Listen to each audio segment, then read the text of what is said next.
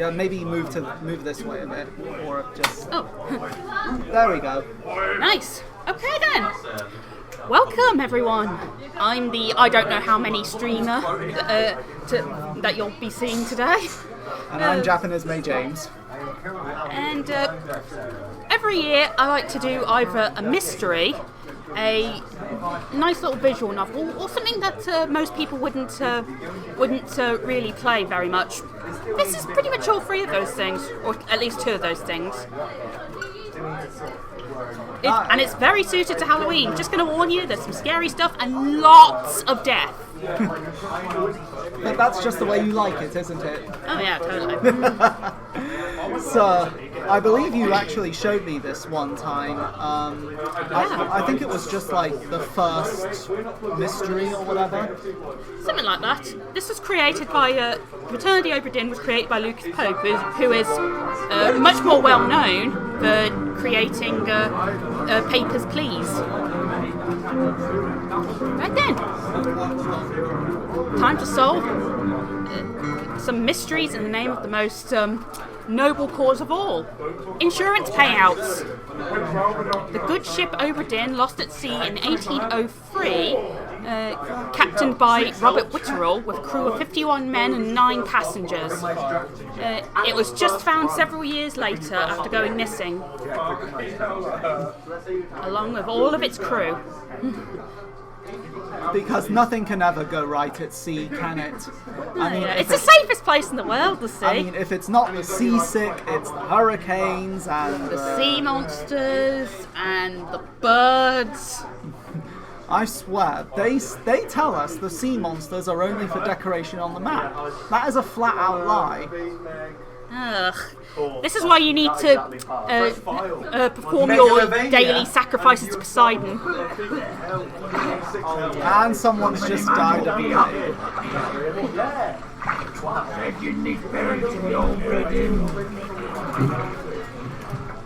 Not many eager for that job. I know. He's a bit late if you ask. What's in the box? What do I win if I guess? That's it? I've got water over there, thanks.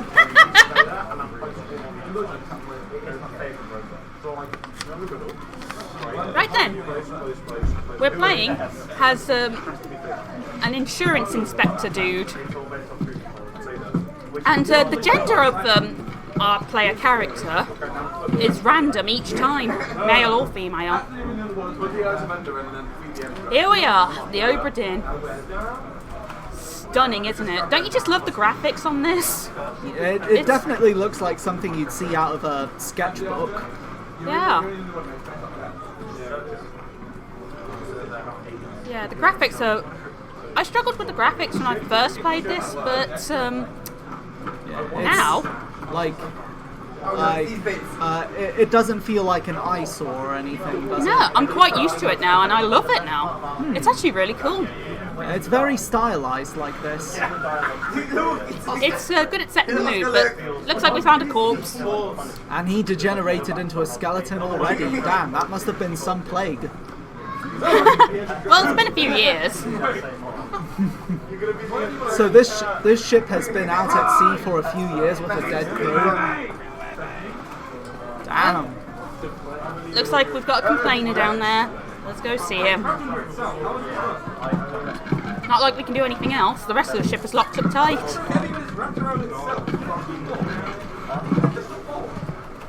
Just do it. Take it yourself. Right then. I'm gonna... Wait. Will it be too heavy to carry up the boat? Well, if you can climb up a ladder with a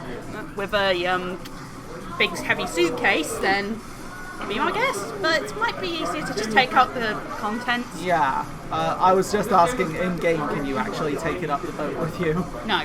Okay. The Return of the Obra Dinn. It's a log of adventure and tragedy, 1807. So it's been about 4 years. Preface. I trust that... Do you want to read this? I trust that you now find yourself aboard the Obra Dinn. I expected this day to come, and my every intention was to tell the ship's strange tale within the pages of this book.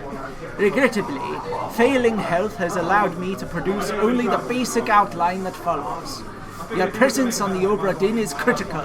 I leave the discovery of its fate and the completion of this book in your hands. I said completion instead of completion. I'm complaining. The next few pages will seem bewildering at first. All will make sense at time. Now I'm really complaining. Use the pocket watch to determine the identity and fate of everyone aboard.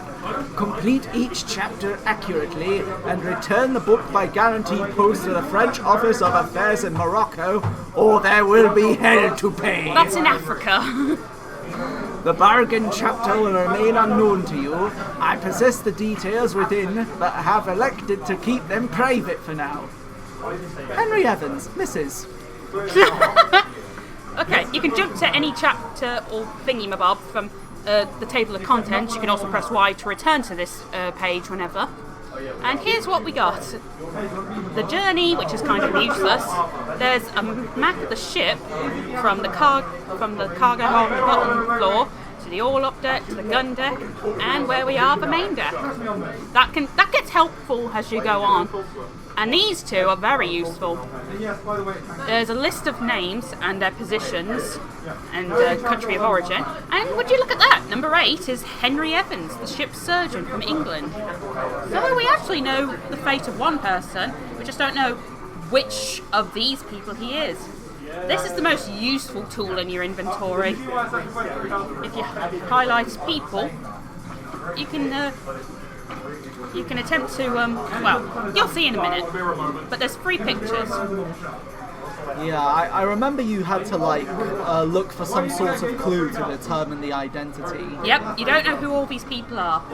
And as for the rest, a lot of empty pages we gotta fill in. Oh, I have to use my brain. I know, right? This is the chapter Henry Evans said that will remain hidden. So we can't really complete this yet. And finally, we've got a glossary. Very helpful if you're not if you don't know the positions of people on ship. For instance, this educated me on the difference between topmen and seamen, which I'll tell you about in a bit. And here's the second tool in our inventory, the critical one. Some sort of that's the pocket watch, isn't it? Yep, memento mortem. Remember death. Remember death. I don't know. I haven't experienced it yet.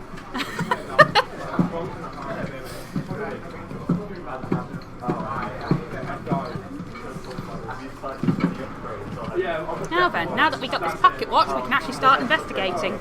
And the book, of course. Well, let's see what this can do.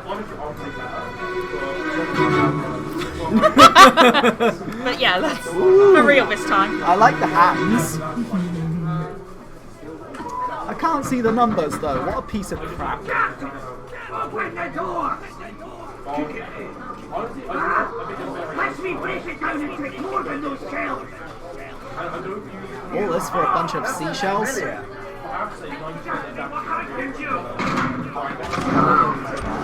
Here we are, the moment of this guy's death. This is the main gameplay feature. You can use the memento mortem on any corpse to see their death. If only more police officers had a pocket watch like that, more crimes would be solved that way. Oh yeah, definitely. And you can zoom in on people with the ZL button on the Switch to see their picture on the pages. Very useful. Wasted Witch just donated. Thank you very much, Wasted Witch 6, and I hope you have a very good time in Cornwall. Thank you. So, what have we learned through this flashback and the final words that were said? It's going black. I don't This like happens it. after enough time.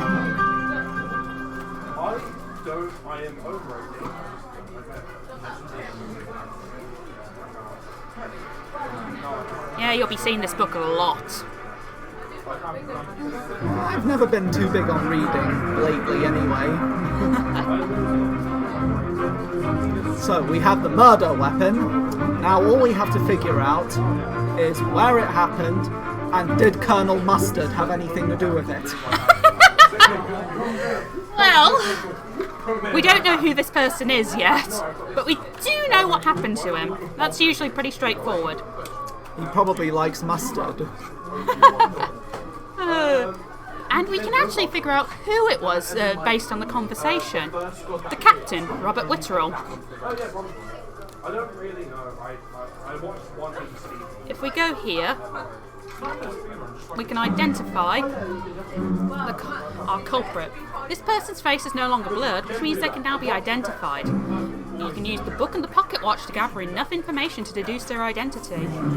Revisit memories on the ship using the pocket watch to study relationships, appearances, and activities. Using the book maps, the crew manifest, and artist sketches, along with individual conversation logs to find out clues about the identity of our victims. There were 60 people on the ship when it left England. Determining everyone's identity and fate will not be easy. Well, that narrows it down a bit. Decisive information is rare. You'll have to make assumptions using partial information. Some identities can only be revealed through a process of elimination. Good luck! And if you accuse wrong, you're out of the game entirely. Not Wait. quite. Wrong game. Yeah.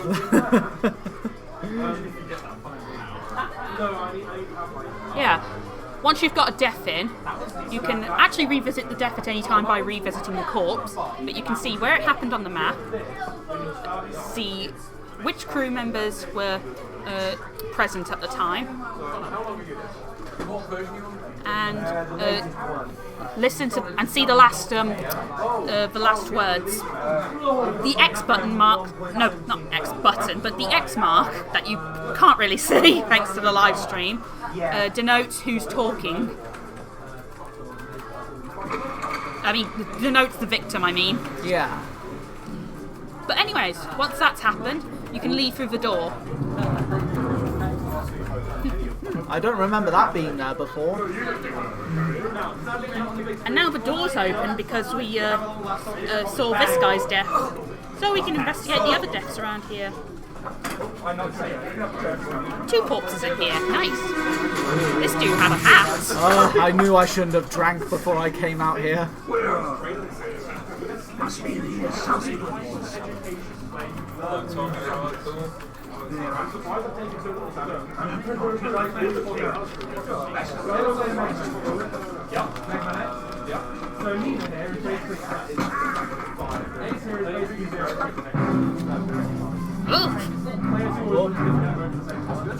I do love blood. Well, thankfully it's black, so... Yeah. Thank you, Sepia Tone. Let's see. Well, It clearly looks like he went for the throne.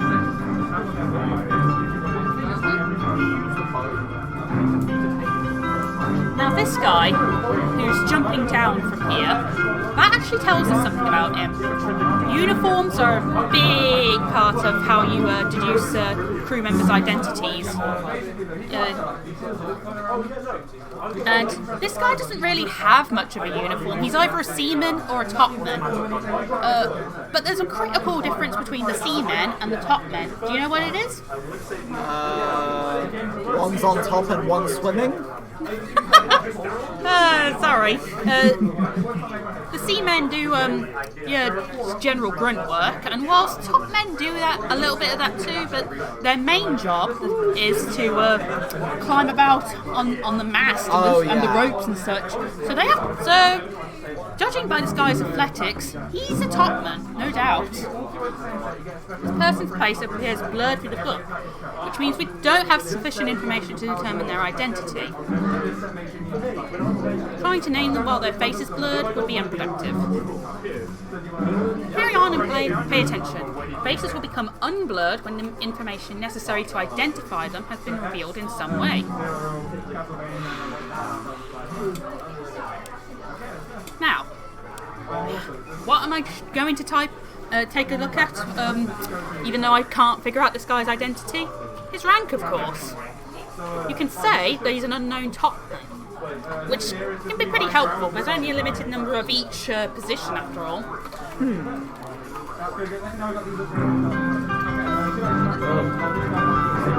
I don't know if I could ever carry a knife in my mouth, though. I mean, I'd be worried about cutting the side of my lips. Oh, you don't have the sharp end facing you. So that's what I did wrong.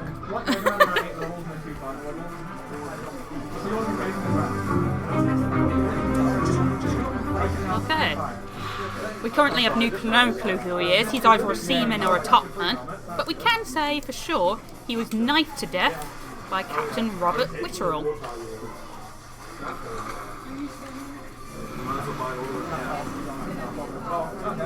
Oh, what's happening to me? I knew I shouldn't have drank before I came out here, and then got seasick on the way here. Another skeleton corpse. Yeah, you'll be seeing a lot of those.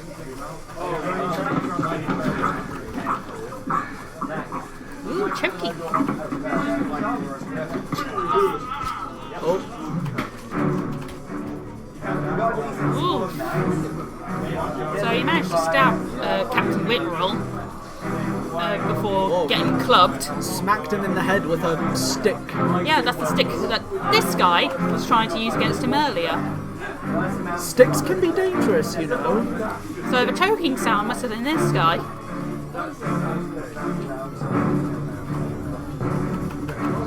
Still, the captain's kind of badass, don't you think? Well, I mean, he shot one guy, he sliced the guy in the throat, and now beats this guy with a stick. Yep.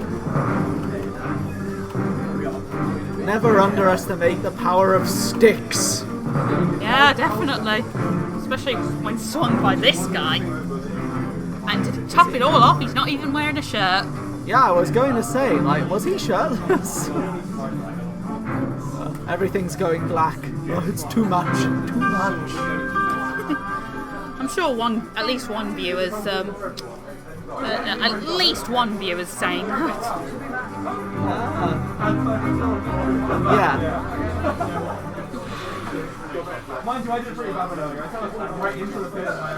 We can say that this guy was clubbed by the captain.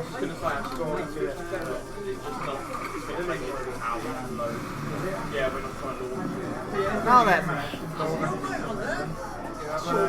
Let's visit the next death.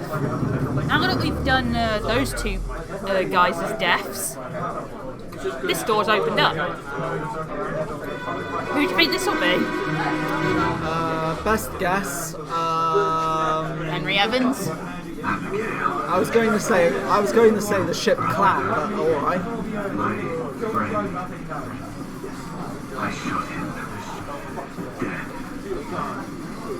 As opposed to shot him alive.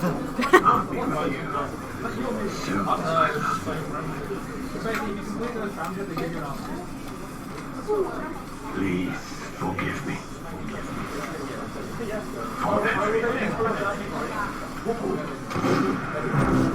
Ooh. Well, this was the final death on the Obra Dinn. The captain himself. And looks like we found another body here. This must be Abigail. This flashback was very informative. Let's see. Abigail Hoscott Witterell. Since she hyphenated her name, we can figure out who the guy the captain shot is. Her brother. So this must be William Hoscott, the first mate. We completely filled out his notes. This may or may not be correct. Fates are validated in sets of 3. Correctly identify at least 3 people and their fates to have the information typeset into the book.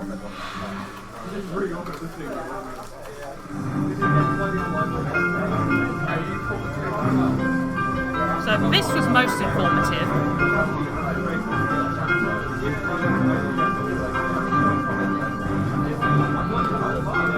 Quite the tragic way for this to end, eh?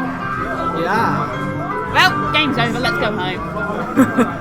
Alright then. Case closed. Oh wait, we have like over 50 people left to see. Ah, This is going to be a long day. Oh.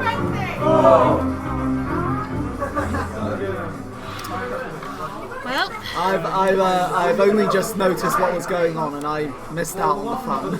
I have no idea what's going on even to begin with. That's how I live my life. Blissful ignorance. It's self-explanatory. It's blissful. Yep, I'd rather be blissfully ignorant than actually paying attention to things. That requires effort. Right, looks like we finished the final chapter, the end.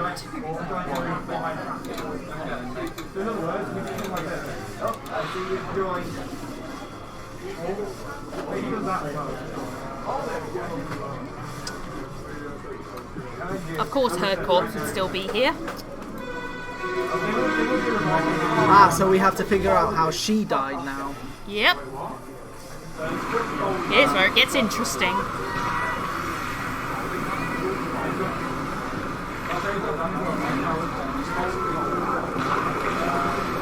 Have you lost your mind? Get back inside.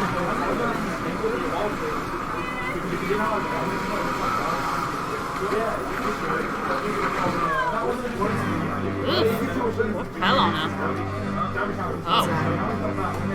Oh, okay. Oh. Plot twist. Is Davy Jones close by? I don't know. But what I do know is she was talking to someone named Martin. That would probably be this guy, judging by the distance. So this was the third mate, Martin Perot.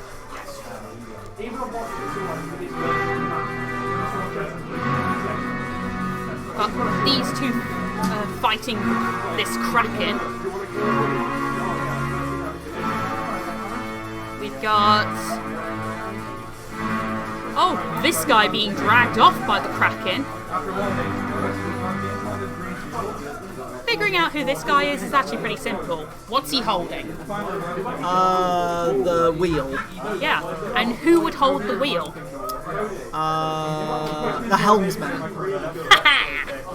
Easy ID. I'm smarter than I think. I think that's basic boat knowledge. Oh boy! Oh, torn in half. Yep. Wonder what happened to him. Sadly, his corpse isn't around anymore, so we might never find out. It's at the bottom of the sea. Well, we know what we have to do. That might be problematic. Is it now? I dare say it's not as problematic as you think.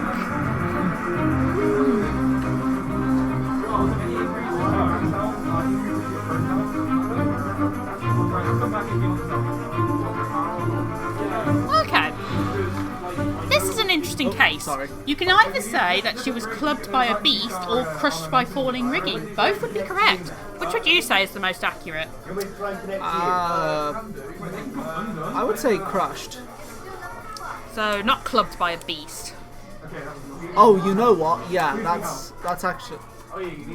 Either or is technically not wrong, but I guess clubbed is more accurate.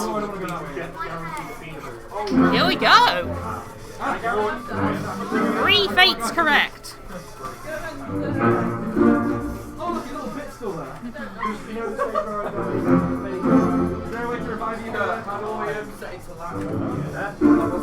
Okay, once the information is typeset into the book, it can't be changed. But it also means that those 3 have been completely eliminated from your inquiries.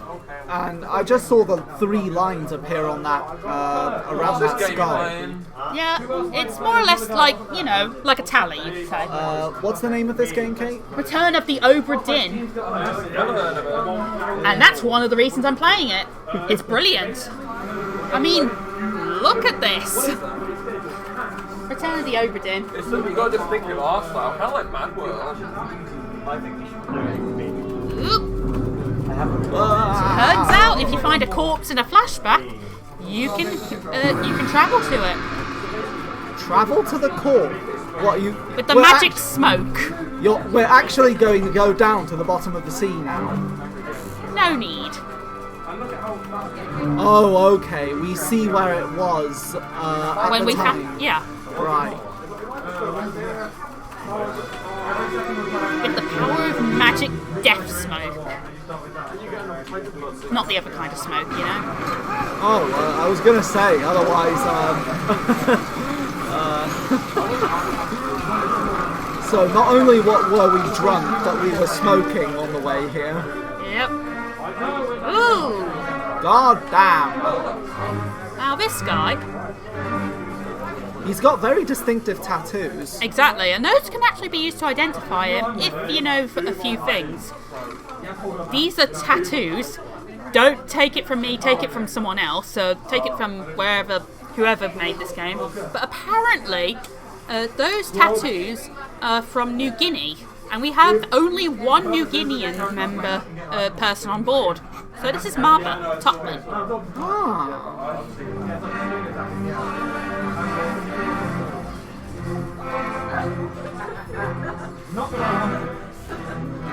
Oh, looks like these people fell off a boat, but we can't figure out who they were. They're too far away. If only we had binoculars. Yep. Or if only we'd seen them get on the boat. And At least you're not this goat.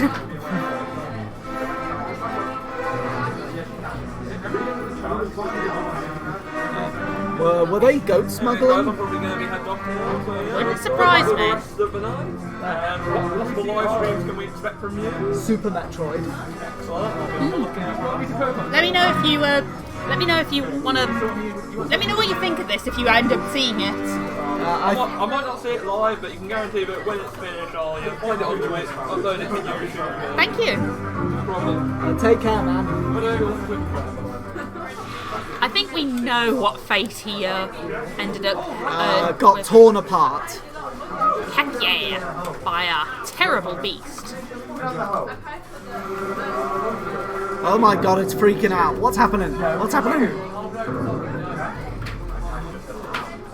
What did I smoke on my way here? This is probably just some fever dream. He's hallucinating from all the panic and all the horror he's seeing before him. Or is it an effect of whatever the heck he was smoking?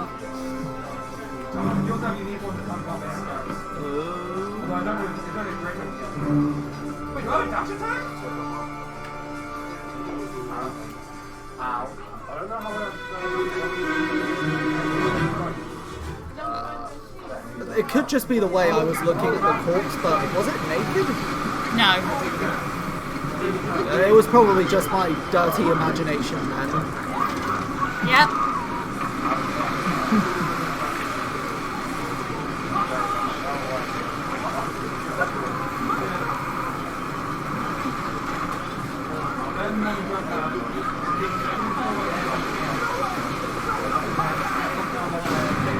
Throw the powder! Great idea, smartass. I got me some magic powder! Not that magic powder! Oh, looks like this guy with the turban fell overboard. It looks like he has a beard as well. Yep. There's Marba on his way to die. Ooh, guns. Nice hat.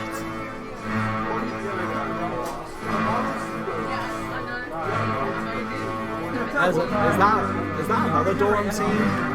Yeah, it's closed for now. Okay, so we have to solve whatever here. We just have to wait until... we just have to be patient.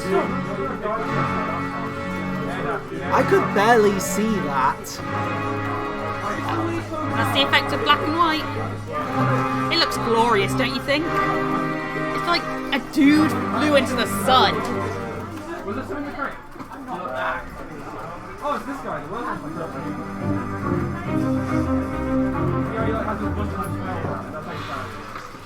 well I think we can... Was exploded. Bang!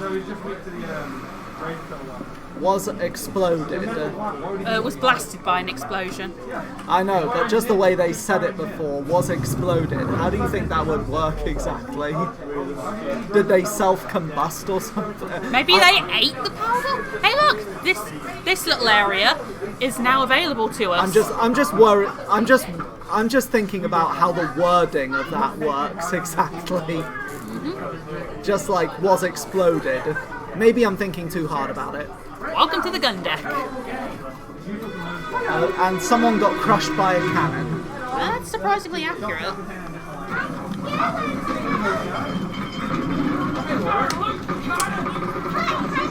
Hey, Laura, you alright? How's my fellow has-been? Good. The 7th episode's on its way! Really? They announced it. Check out Twitter. You should see my boy Scarlett. Oh my goodness, he looks so handsome. I can't wait for that. Did they announce a release date or something? Not really. Well, looks like there's still plenty of death going on here. Oh, I guess there's the powder. These two have the same uniform, so they might be, and they're pretty close on the artist sketch, so they're probably of the same rank. Oh, so many. Oh God, is the cannon? It's a loose cannon. Oh, okay. I thought the cannon was like pointed right at him. No, But no, not this one. he just got crushed by the end. That's what they call a loose cannon. So like a loose cannon, not the loose cannon. Like, sir, watch out for that madman. He's a loose cannon. Does he even know how to think? Yeah. I don't know. I think it's because he's not thinking. No doubt. Yeah, now okay, right. There we go. Maybe you have the fire, remember? And the water. And there's Mr. Perot just jumping about for some reason. Oh boy, this is going to be a good one. This should be interesting. Very.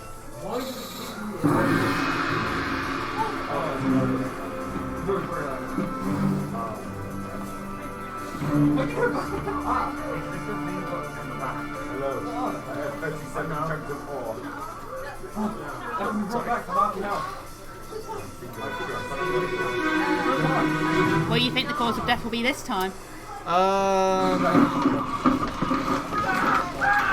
Something involving something. It sounded like something was going to devour him. Oh boy.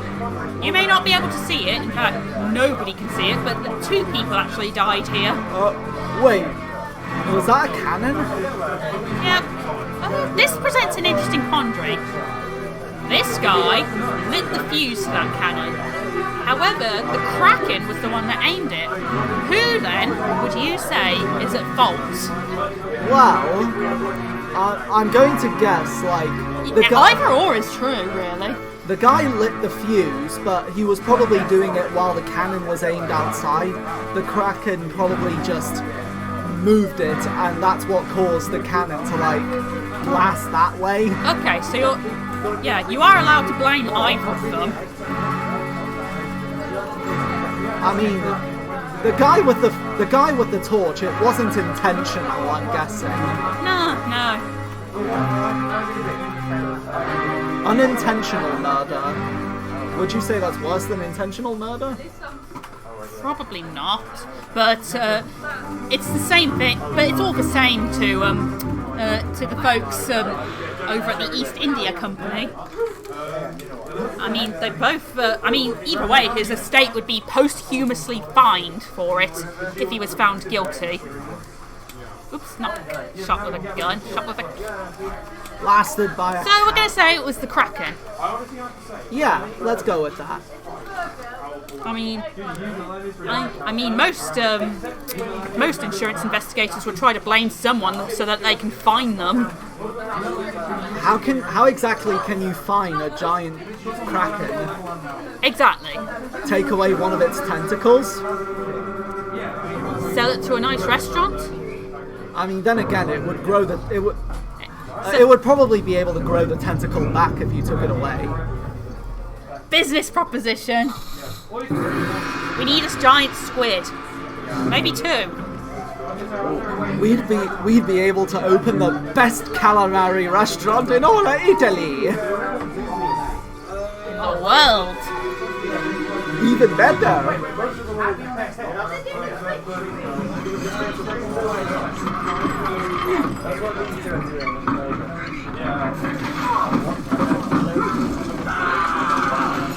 Belay Spark.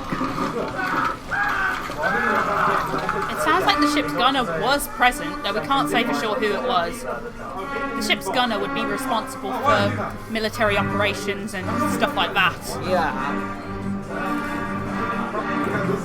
Oh boy, this must have been right before they were blasted. Ooh. And this guy was smooshed to paste.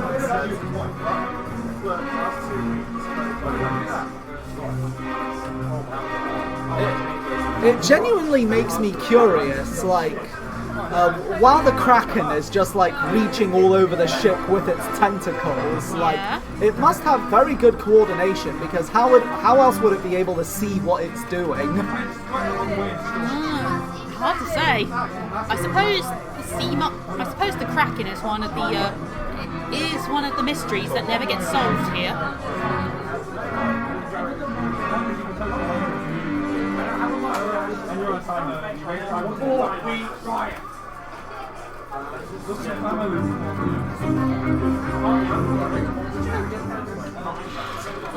I'd say they were probably crushed by a terrible beast.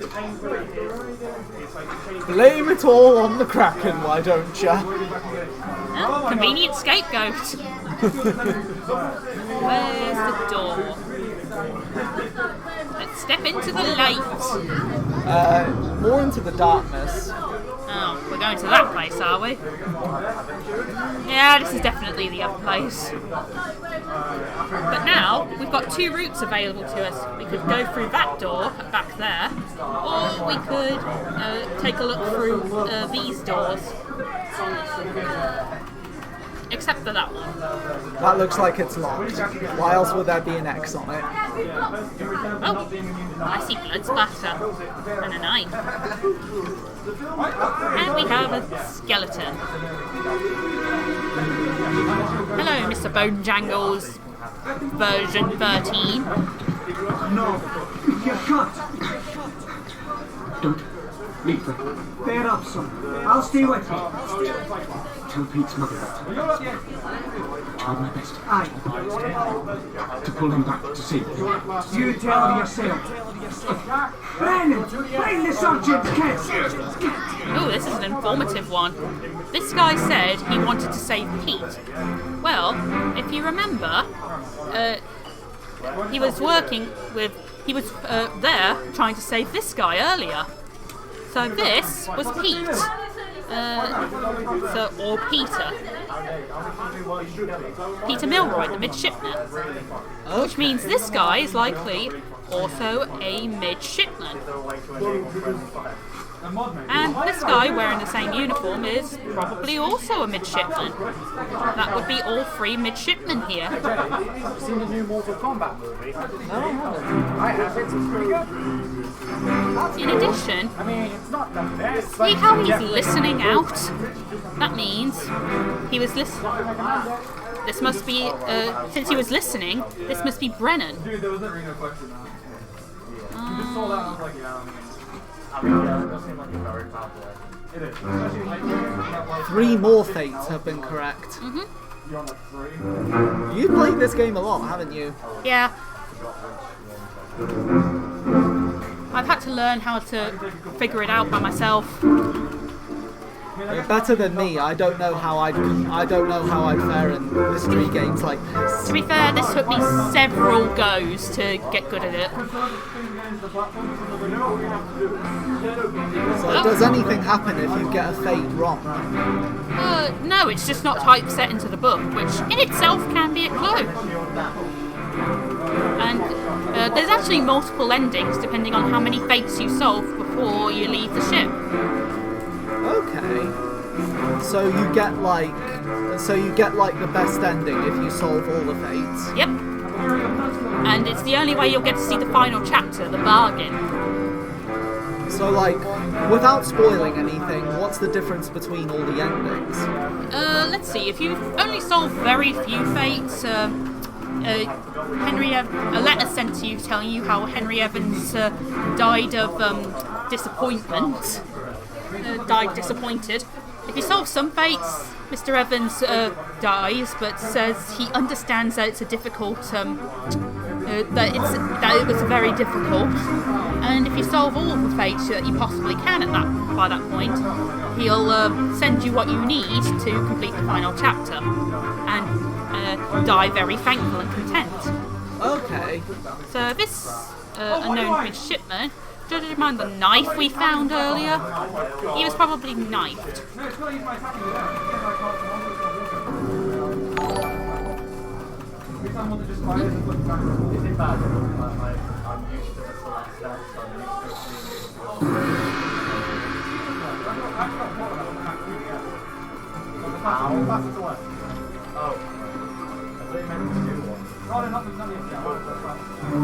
This is a pretty suitable game for Halloween, isn't it? It is, yeah. Trust me, it gets creepier. Creepier than a kraken attacking the ship. Oh yeah, that's tame.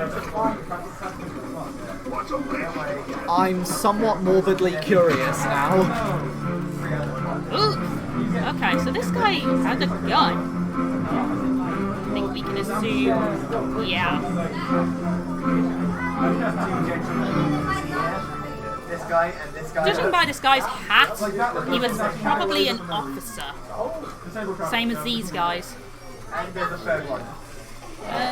This guy was probably also an officer, judging by his uniform. Yeah.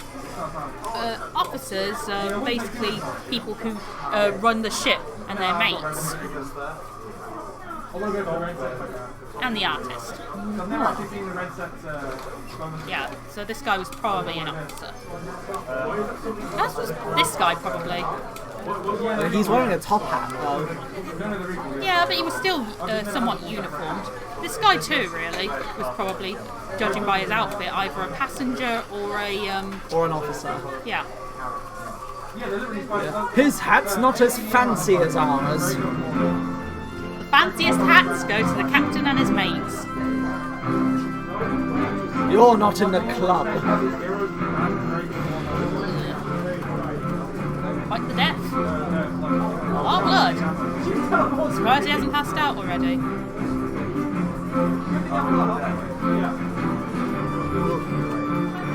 And he got clubbed with a baseball bat from the looks of things. Looks more like a stick. For shooting someone, apparently. The question is, who stabbed the other guy?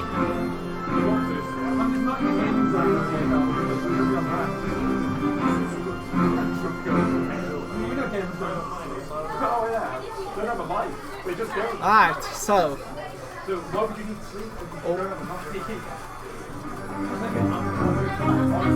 Whose fate are we going to try and solve now? Well, we got another corpse present. But this guy was clubbed by Henry Brennan. Excuse me, I really should cover my mouth when I'm yawning. Let's go.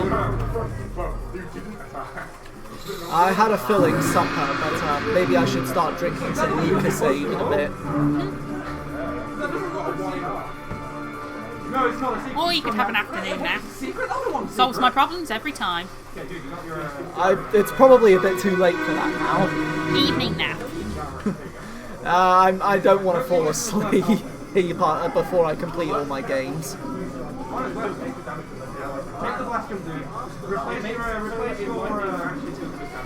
Take ship and sail east.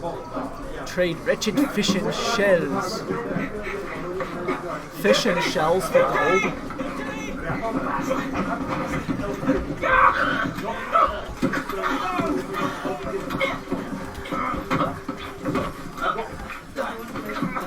I'm fascinated by all the glowing fans in the PC.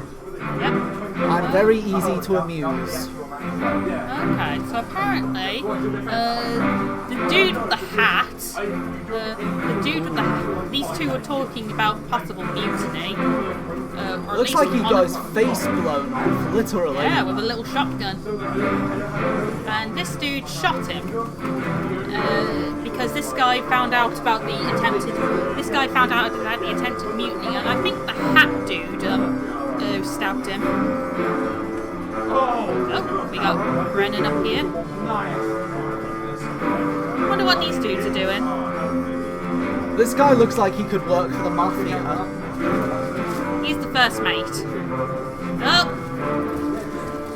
That shade is so good. Yeah, it is. I love that shade.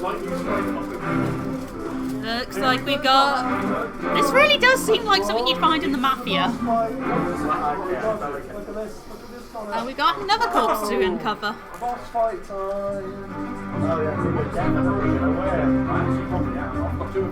This unknown officer met an unknown fate. He was shot with a gun by another unknown officer. This unknown officer was shot in the face by an unknown officer. Yep. That's Well, what we're the song is narrowing it down a bit.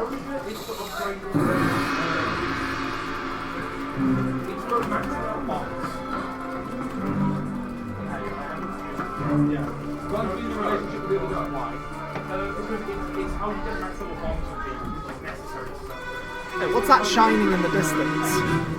What's shiny? I saw something shiny in the ocean. Let's go!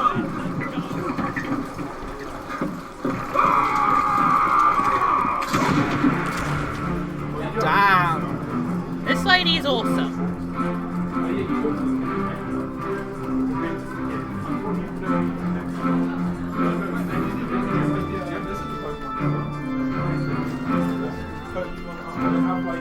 So we've got a few people leaving on a boat. About 3 or 4. Yeah. And it looks like the captain was trying to help them escape. Along with his first mate and some seamen and yeah.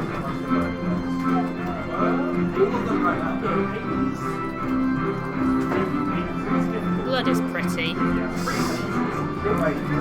Okay, I think I need to take you to see someone. The last person who saw me needed to see someone.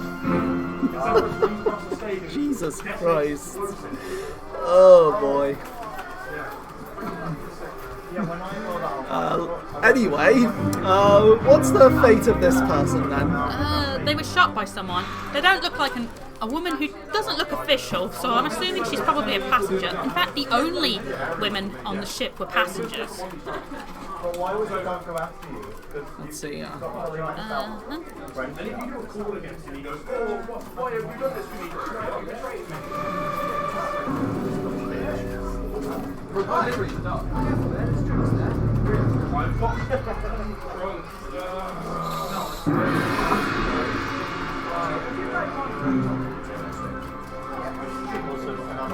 Ooh. There's the shiny. What is it? A shiny. I want the shiny. You gonna swim after it? Yes. If it'll make me a millionaire. I swim all the way over there, and it turned out to be one smegging penny. I drown from stupidity.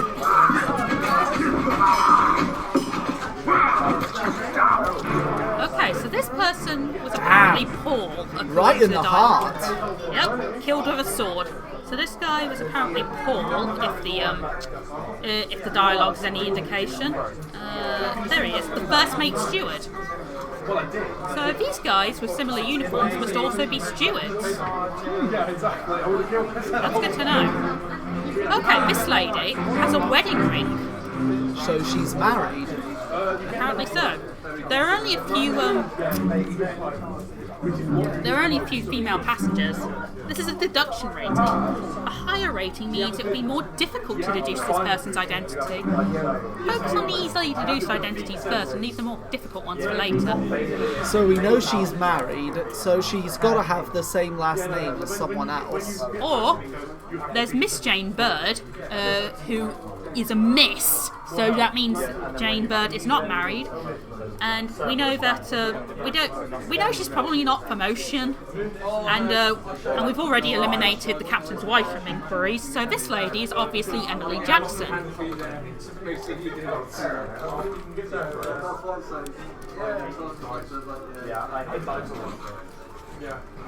Simple deduction.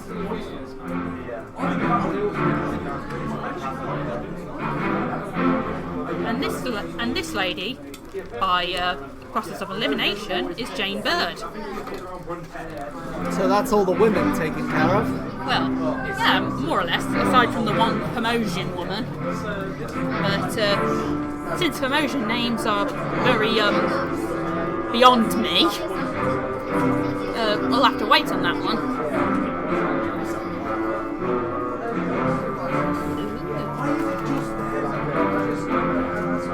Oh, there's our ill-fated midshipman.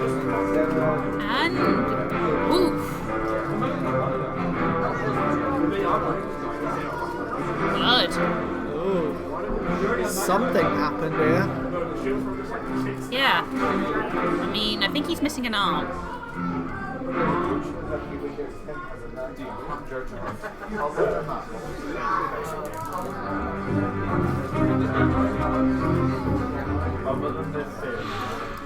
Wait, what's it called? 21. Okay. From one gore fest to another. Onwards.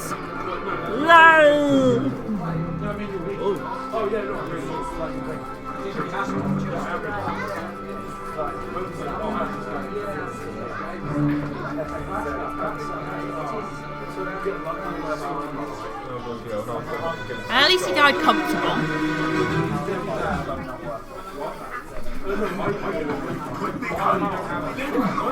Easy now. It's my fridge.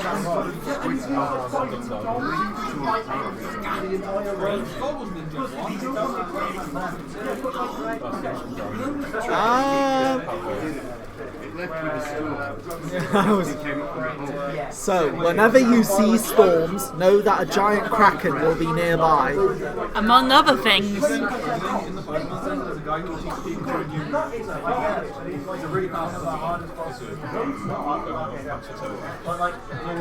Okay, we can actually deduce this guy's identity based on what we heard earlier. He made a reference to his Frenchman. There's only one person who's French. That would be the bosun's mate. Charles Minor. Yeah, but this man is not Charles Minor because the Frenchman is clearly someone he's close to, but not actually him. And while it might have been a reference to a friend, to them being friends, excuse me, sorry. That's okay. He was referred to as his mate, and Charles Minor was the bosun's mate. So this guy must have been the bosun, Alfred Clestile. Alfred Clestile. Nice hat. Where's your hat? You're not part of the club, son. Get out. Wow, this guy has a serious has a serious expression, like there's a dead man dangling outside my window or something. Somebody's gonna die tonight. Turn back! Turn back! You don't know what you're in for.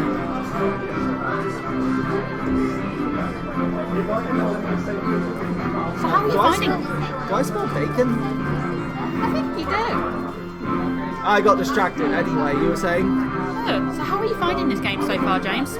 Very interesting so far. I mean, I think the other time, I think the only bit I saw was we only got up to the bit where the Kraken started attacking.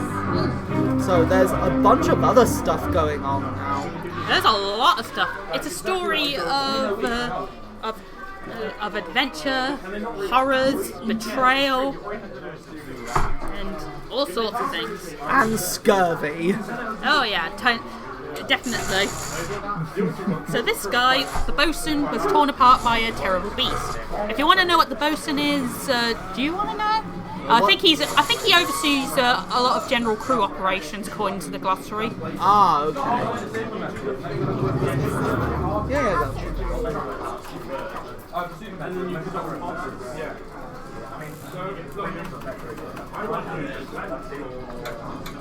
That's chapter 9, Escape. Oh, some crosses not done yet. Ah. Okay, so that's what happens if you don't solve enough fates? No. This is what happens when the fates aren't actually shown on camera. You have to figure out by looking at previous scenes, scenes that happened prior, and figuring out exactly what happened. These 4 disappeared on a boat, but we're not sure what happened to them after. We haven't got enough information. What the? Is that a bone? Looks like a leg to me. I mean, there's a shoe on it. How is a shoe? Okay.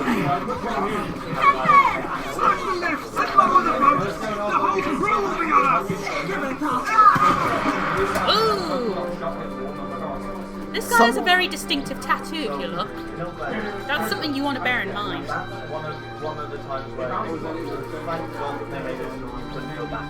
I definitely heard some sort of Asian voice in the scuffle. Yeah, the promotions.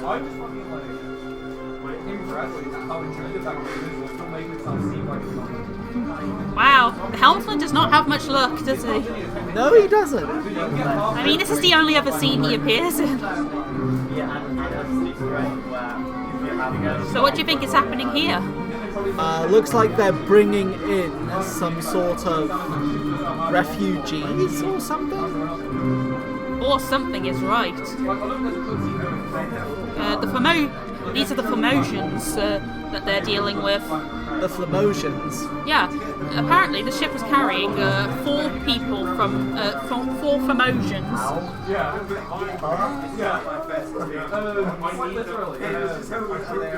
And the Formosians were apparently carrying some cargo of their own. They're passengers, basically. Right. Chapter 3, Murder. Sorry, Hat in Time reference. Murder. I don't even know if I did the voice right. I'm just going to get my phone out so I can write any notes I need to on it. This dude was shot by someone.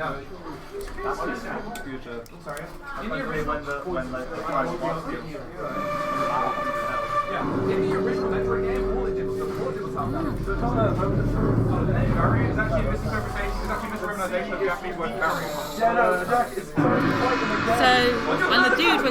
when the first mate was running out of here earlier, he must have seen the corpse and was heading up to the deck to pull him up.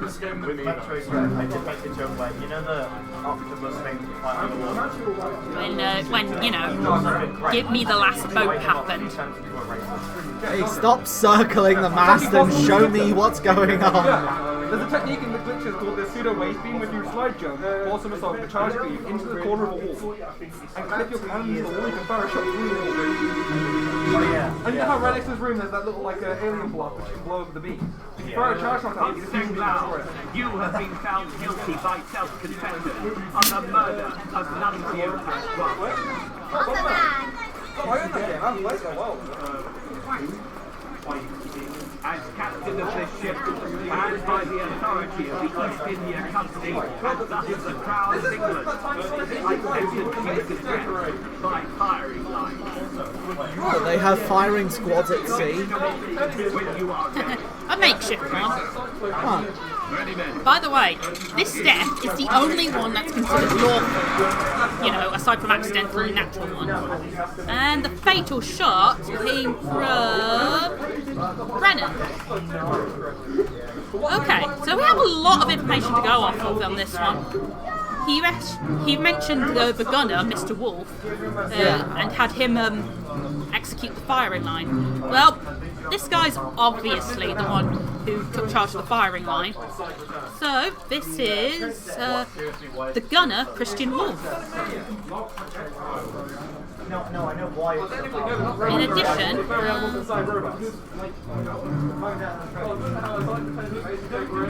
this lady rose up an injection and was referred to by her companion as Miss Lim. So, this must be... Bunlan Lim. Yeah. And finally, this dude who's making an artist sketch of the whole thing. By the way, do you know what he's sketching? Oops, sorry, wrong button. He's sketching the... Wait, I'll give you a hint. This is what he was sketching. What, the... This is the event that's happening right now as we speak. Right, yeah. Which means that this guy is obviously the ship's artist, Edward Spratt. Apparently photographers don't exist yet. It's the 1800s, man. Monkey! Monkey! Of course, knew you'd do that. I couldn't resist, I'm sorry.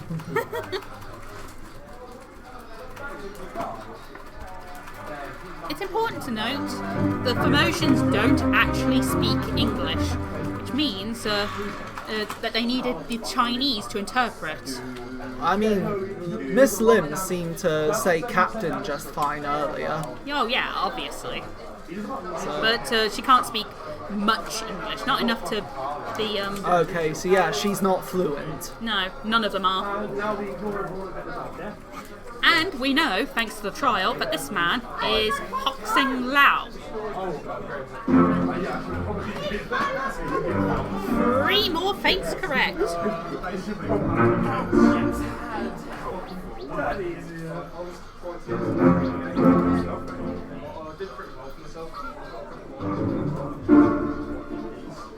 My nose is itching.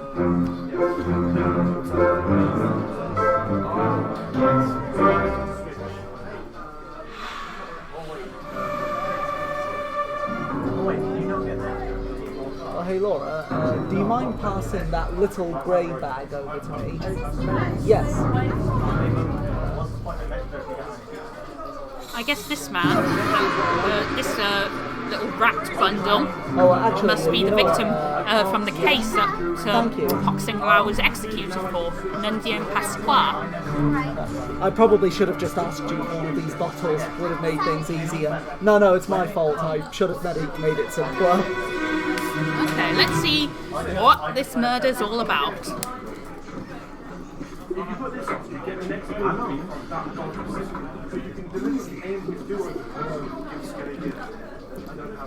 Did I miss a knock-knock joke?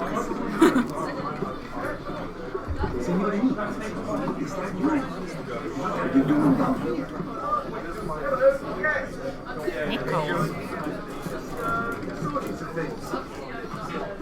Watch your step. Oh, looks like Signor Nichols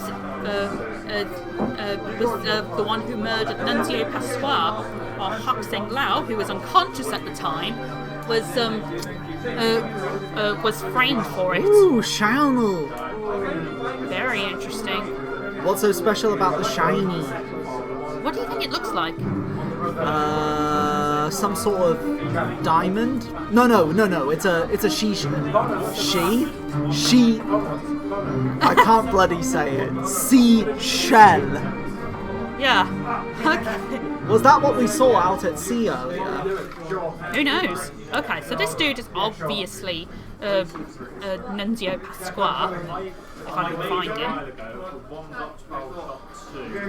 And he referred to his killer as Senior Nichols. Which means the person who killed this man was also Senior Nichols. Well, Edward Nichols. So, this is interesting now. We've stumbled upon a plot of some sort. I mean, the insurance report for this is going to be massive. Oh yeah, it is. I mean, first there was like a mutiny, and then a firing squad, and then a kraken, and then a storm. I mean, we better be getting some big ka-ching for this one. Oh yeah, definitely. I've seen it. What is it? Yeah, someone's asking again, what game is this? Return of the Obra Dinn.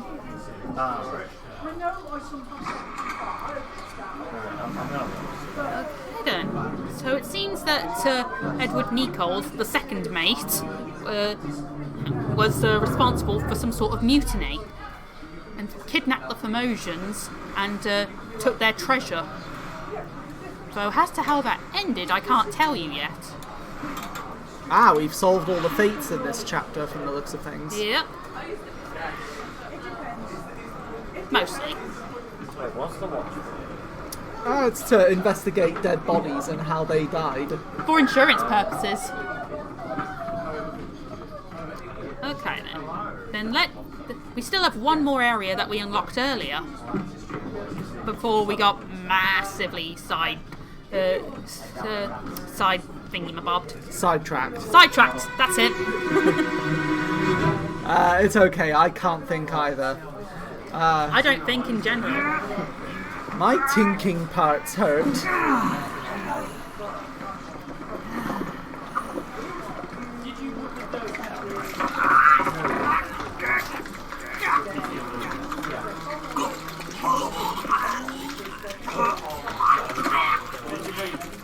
God damn, that sounded horrible. What the?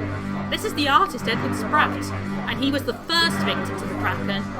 He died with somewhat dignified?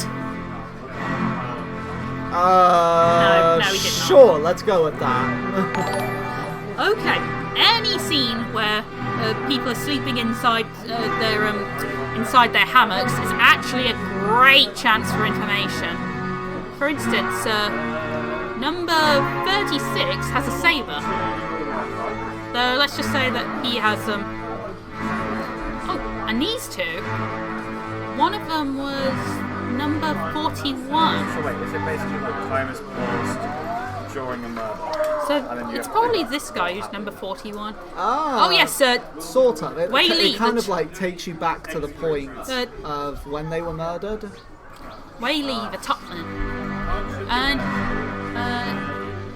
this guy hangs out with the Chinese a lot, but we're not sure who he is.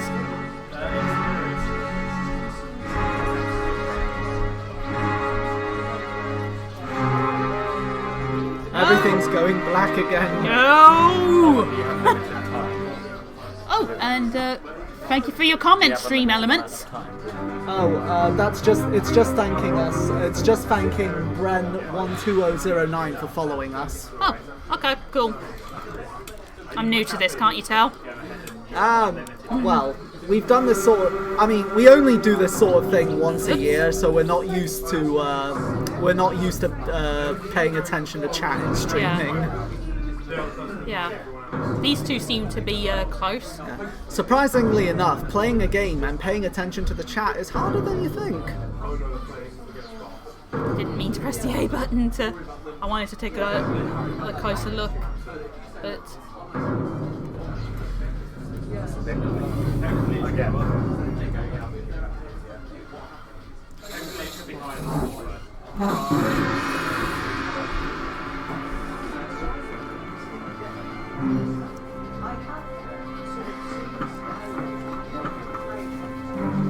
you think the magic smoke is like the souls of the deceased, or do you think it's just death smoke?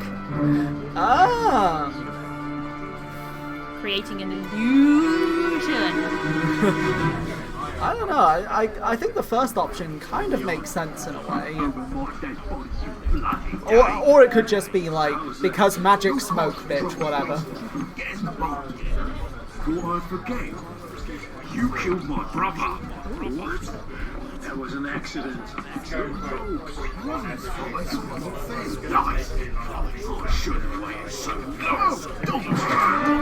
Oh, we got quite a bit of info on this. This dude is apparently a Dane, aka Danish. Denmark. So this is Lars Lind. Lars Lind. And this dude, he said that his brother had been killed. So this dude is obviously either Nathan Peters or Samuel Peters. Do you want to hazard a guess? I'm going to guess Nathan. And if we're wrong, we can change it later. It definitely looks like Nathan. And it looks like this might be the boat from that we saw earlier, or later, depending on your timeline. With 3 people who were knocked off their boat by the Kraken. Ah. This guy's holding some books and documents. He might be an administrative type. And this dude, nothing special. Just another face in the crowd. Yeah, we don't have to care. Ow.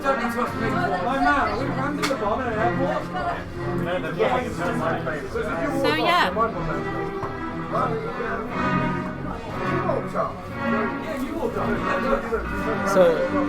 So there's definitely a time limit when it goes to black. Yeah, it takes a certain amount of time.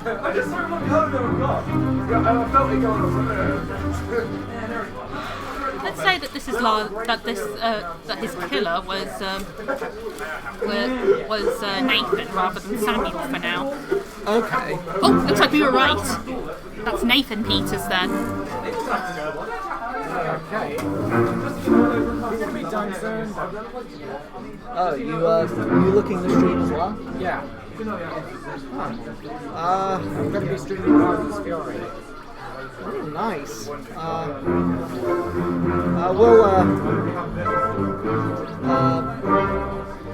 How much farther do you think we should go?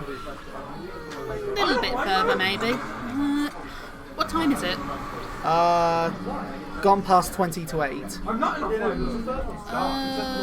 Let's see. And how's about maybe another 45 minutes? Alright. Is that okay? How long are you here for? 4 hours. Oh, okay, so you're still here. So you still got 4 hours till you're done. I'm here for the whole thing. Oh, okay. Oh, the whole thing. You're here for the whole thing. Then okay. I'm only here for a few hours, so is it okay if I do some more for an hour or two? Sure. I mean, I'm leaving at 10, so... Okay, so we have some disappearances. We saw this guy fall off the ship earlier. So, he fell overboard. We saw this guy fall overboard too, when he was in the boat. Oh, no. No, he fell. Where was he blown up? I know. We know that, I don't think I saw what happened to this guy.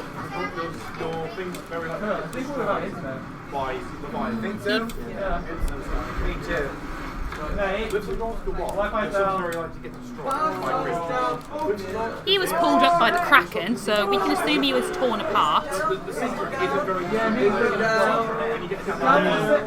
The stream looks like it's still going. Unless I'm missing something.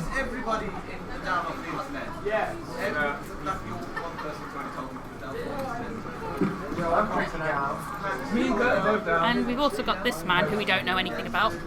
Okay, time for me to educate you on not down. Anyway, time for me to educate you on a new feature. Memories where this person appears can be navigated from here. Wait, what about the stream? You can bookmark all the memories they appear for quicker navigation. So we can find out what happened to this man. Why can't I siphon off it? My game will update faster. We can use the buttons at the top of the page to edit bookmarks and navigate between them. Let's find out what happened to Lee. The last memory he appeared on was the death of Abigail Whittle. So let's review Abigail's death to see if we can find him and figure out what happened to this Chinese man whose name I've forgotten. We apologise to any and all Chinese watching this. Yeah, sorry, I'm just not good with foreign names. Ah! Kraken everywhere! The Kraken's here, there, and everywhere. Oh, here he is! So he was likely torn apart by the Kraken.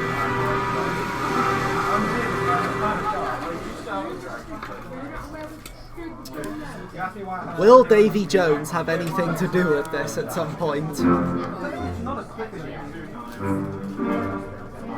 3 more fates correct. Okay, so we figured out what happened to the helmsman, Nathan Peters, and Wei Lee. Everything okay, Laura? Yeah, I just switch to. I think I'll switch to Animal Crossing. How long are you here for? Let's just Just 4 hours. From 7 to 11. and here's how you remove a bookmark.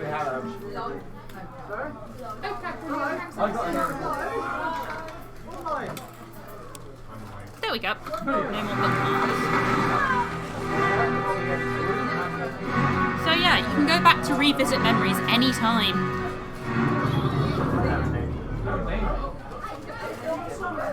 Excuse me. I just need to. Oh, okay. That I didn't know. Oh, yeah. She wanted to say hello. Oh, hiya.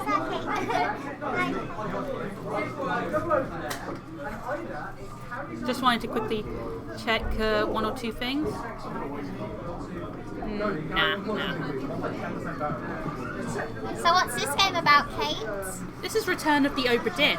We're using a magic pocket watch to revisit the memories of the crew members' deaths to figure out what happened. And we've unlocked the Orlock deck. That is such a good concept. It's really interesting. Quite a lot of stuff has happened on this ship so far.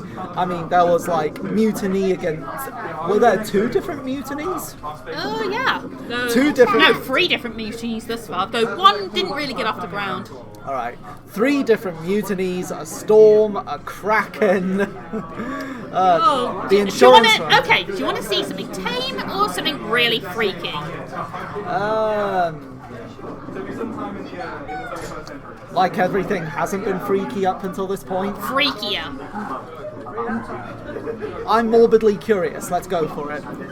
Okay, we follow this little blood trail there.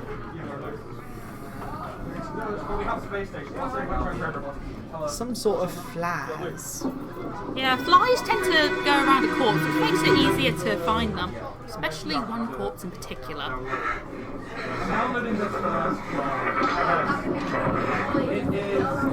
They make for the Lazarette.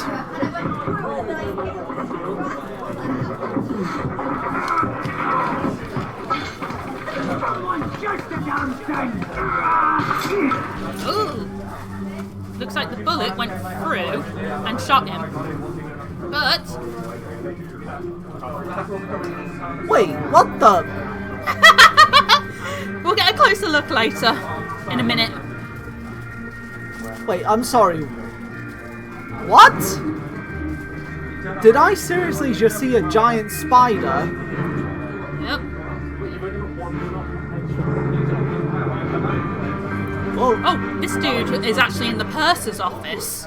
So that makes, and considering he was also holding some books earlier, this is the purser. He's sort of an administrative officer. I'm sorry, I'm still at a loss for words. A giant spider on a ship at sea? It's not a spider. Yep. Whoever said that is right. Okay, surprisingly that's not quite as freaky as the giant spider. Yeah, looks like this dude, that dude in the distance, accidentally shot him. Ooh. So technically he's responsible for the death. We'll come to a compromise. Giant spider crab. Those are a thing. Sorry, but we're insurance. We will bilk his estate posthumously. And guess what I'm Damn playing, it. guys? Guess what I'm playing? Animal Crossing Wild Worlds. Aw, That's cute. that's cute. Yeah. Earlier I was playing Nintendogs. I wish that game a happy sweet 16 because it came out 2005. Oh, Yeah. wow. Okay. Yeah, it's it, Jamesy. Judging by the outfit, this guy's a steward, but I can't say for sure which steward he is. And he was shot. It's easy to think he was spiked, but he was actually shot with a gun. Right. By accident, but still. He was still shot. We gotta write this up on the insurance report. Yep, and bill the shooter's estate posthumously.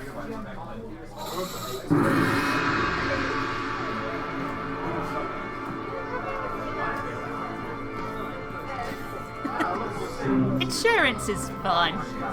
My question now is, how did a giant spider crab come onto the ship in the first place? Or was it always on the ship? All will be answered in time. And you're one of them. Try something. Call me crazy, I've got you. I'll get you down. Okay.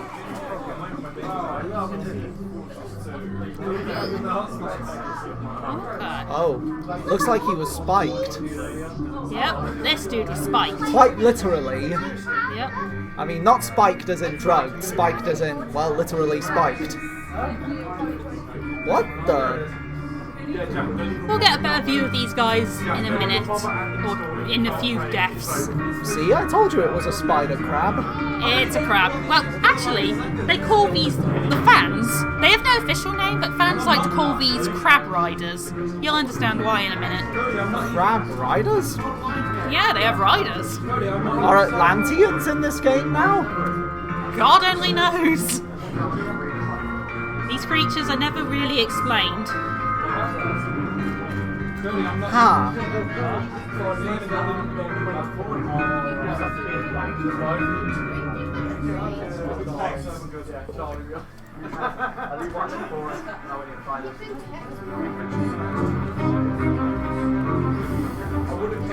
Are you enjoying my reaction so far? Oh to yeah, this? definitely. I'm purely speaking as just like the casual bystander. Yeah, who's only seen a little bit of it beforehand. And now we're potentially going to see Atlanteans riding giant spider crabs. There's actually a really interesting theory about the crab riders, but I'll tell you about it later when you'll see. Right. Talking about the theory now adds a slight spoilerish tinge to things. Okay. If I talk about it now, not much of a spoiler, but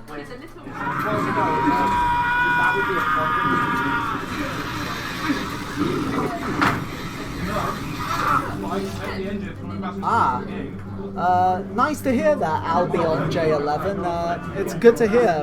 Thanks for the comment. thank you. Okay, so this guy obviously burned to death. And, ooh, severed heads! Severed heads? Yeah, if you look closely, their heads have been severed. Did the crab just, like, clip them off or something? We'll see, they're the next death we're going to investigate. Who wants crab cakes? Yep. That's actually put me in the mood for crab now. I mean, I've never had crab, but I've had prawn. That's close enough, right? I don't know, has anyone had crab? Someone I know probably has, though I don't know about it. Ah, this is chapter 6, Soldiers of the Sea that started. Ah, it's the other midshipman. He burned. Let's see what happened to these guys and get our first real look at the crab riders. Well, they look like horribly mutated sea creatures. I wouldn't say that, but they look very disturbing. So Davy Jones is behind it all. Maybe.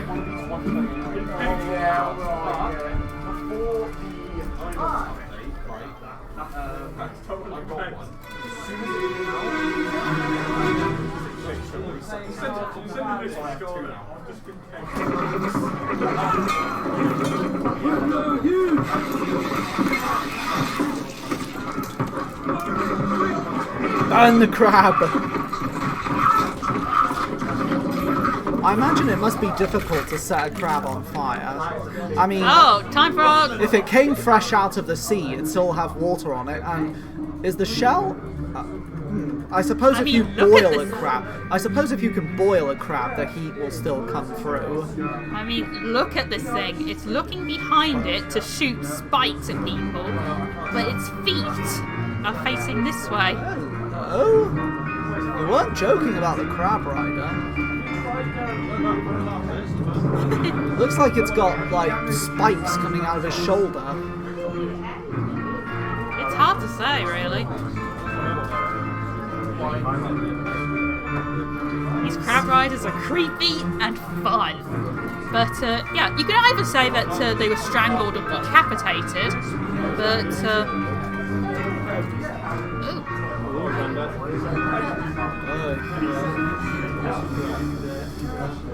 I imagine the field reporter we're playing as, it must be, like... must be having a field day with the writer. I mean, like, just... Can you imagine their reaction when they figured out all the shit that's happened on the ship? I know, right?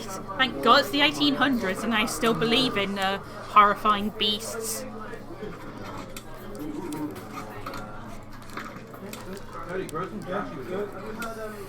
Was decapitated by a terrible beast. Yeah. Let's see.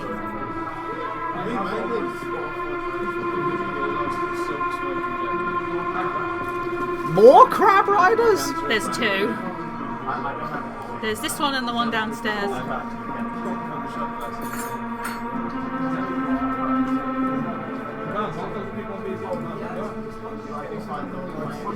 Ooh, this dude has the saber. Do you see the guy's hand shaking? He's just like, what the hell is going on? Yeah, the saber is what they intend to have be a clue, but I think his turban is a bigger clue that he's Omid Gul, the Persian topman. Right. They have very nice spears too.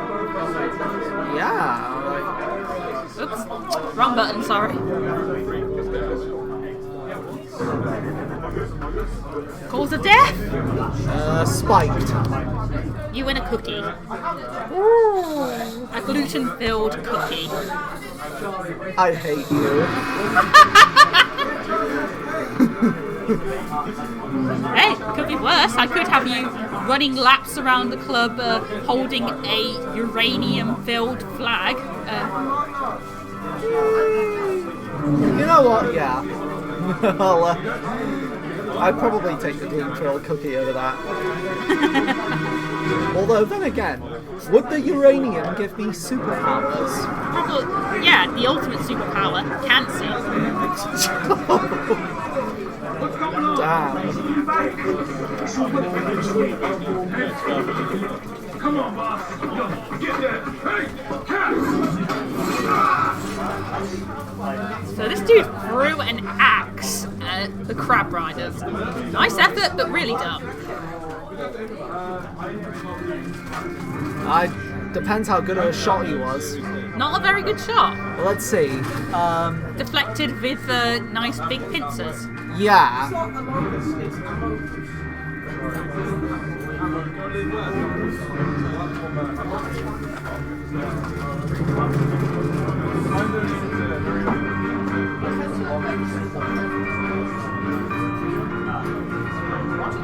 Well, there are 3 crab riders now? No, 2.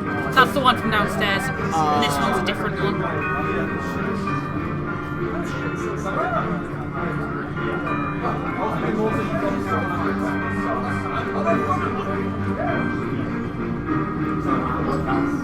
Mike's picking up the music. And hey guys, look what I've written. Look what I've written. Very sweet. Happy sweets. Oh, okay. Aw. And it's like That's cute. It was from the Beast in the 2005. Firstly,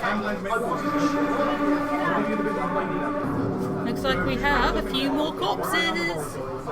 We've got a corpse chain. That's what I'm just going to call it now. A corpse chain. Yeah. We have a conga line of murder victims. That's going to be an interesting image to visualize now. A conga line of murder victims. Yeah, Like- imagine it with spikes or burned or with a spear through them. Like 10 and 20 corpses standing up while being like, Zombies. well, no, I meant like, while being like, with like a huge 20-foot lance through them. I love that.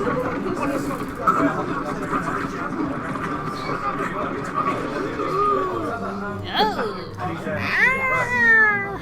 So this dude, who I'm not sure of the identity of yet, I think he's a topman though. He looks very similar, yeah. I'm pretty sure he's a topman. Sorry.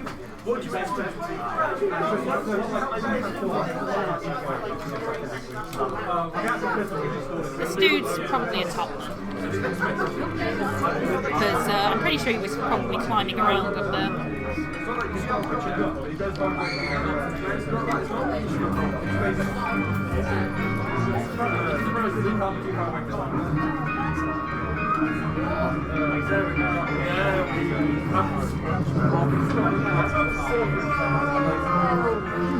Oh yeah, come to think of it, this dude has been around the bosun a lot, so he's probably the bosun's mate. And we know from conversation that he was torn apart by our terrible guest.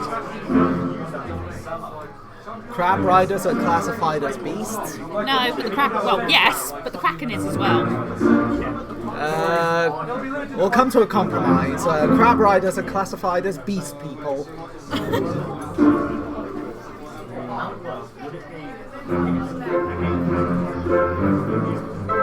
The tally tarot is filling up nicely.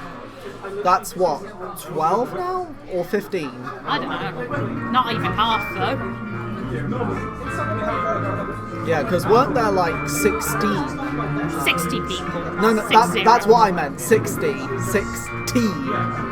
Oh yeah, come to think of it, that means that the dude from that was shot earlier was also shot by Charles Minor by accident. Shooting someone. Okay, you know what? That's actually plausible. He was trying to shoot the crab rider. Yeah, Remember? that's right. But we're still finding him. Accidental shooting. Understandable, but you're still getting fined for it. Yep.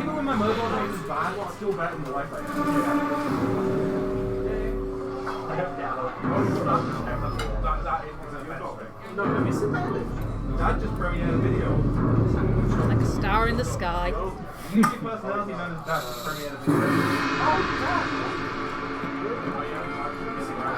Are we ever going to find out what the shiny in the sea is?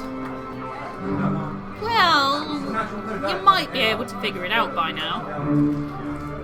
But its actual significance, you'll have to wait for that.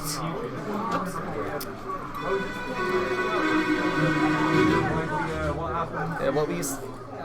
We have to wait for the significance later, you're saying? We can figure it out later, yeah. Right, okay. You can figure out what it is now, but its actual significance.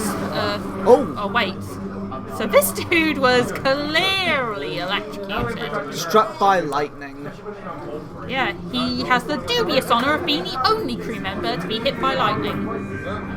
God must have been very angry at him that day. That or the Kraken. Okay, so these dudes are all top.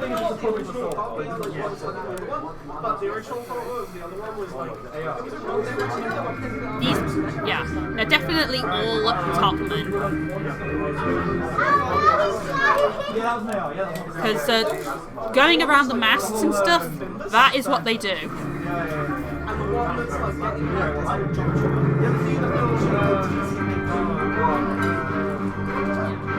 Let's see how many. Let me see how many topmen there are left.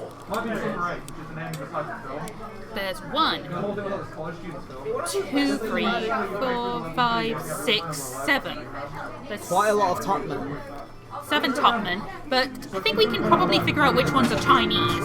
This one's definitely Chinese. And Guess what, you guys? oh, he's got stripy socks. Remember that. Shop in the museum. And we've eliminated one Chinaman. Let's see. And we've eliminated these 2. Ah. Getting coffee. Still though, that was actually pretty helpful in eliminating some of the top men. Well, not eliminating, but pointing out which guys are top men, as opposed to sea men. He is the only. You could say he was burned, but he was Clearly electrocuted. electrocuted. There's a difference. One's on fire and one gets zapped by electricity. Haven't you ever heard of electrical burns? Well, yeah. Oh, and there's the dude who got speared. Also a topman, but I think I've noted that.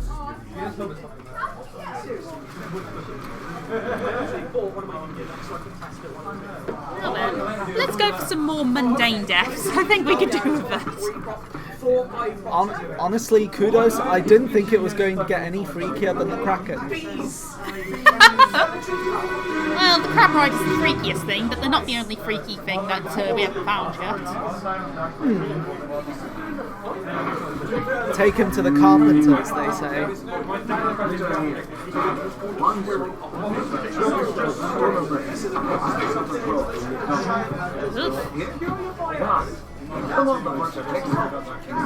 It looks like they're killing someone. Sounds like they're killing someone.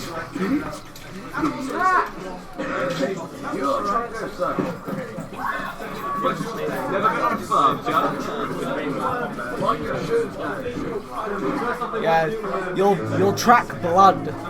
So these are the midshipmen, and since he's vomiting, this must be Charlie, Charles Hurston. That means, by process of elimination, this dude is Thomas Lang. And since this guy is obviously butchering a cow, he is, or leading the butchering, Emile O'Farrell. Now, mundane scenes like this can provide a lot of insight. Oh, here's some of the promotions. The 2 we haven't identified yet. He's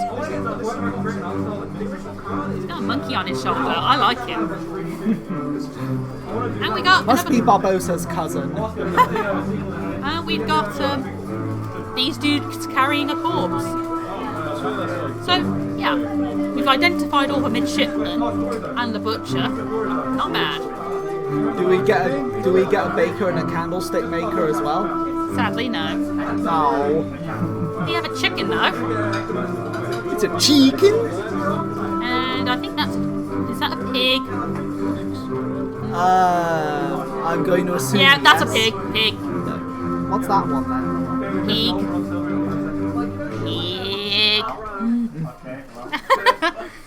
Something wrong with me. There's something wrong with all of us. But what's wrong with that? Yeah. So yeah, apparently we can view the deaths of animals too.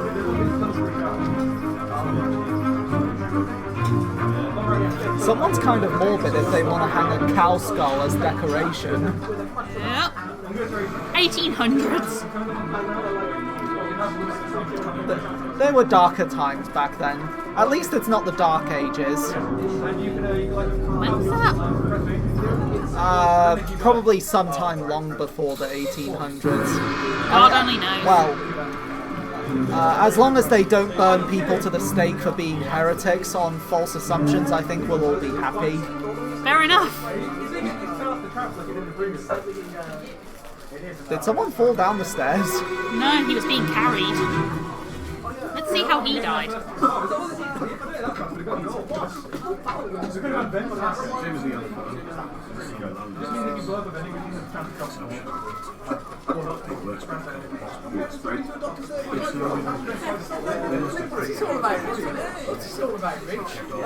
Lhasa? The Lasker House. I think that relates to Indian folks, I think. I'm not sure, to be honest. I think they picked up Indian workers from the Lasker House. Anyways, this tells us a lot. This dude is clearly the surgeon, the main surgeon, Henry Evans. And we know what happened to Henry Evans, but we'll get to that in a minute. This dude is clearly his mate.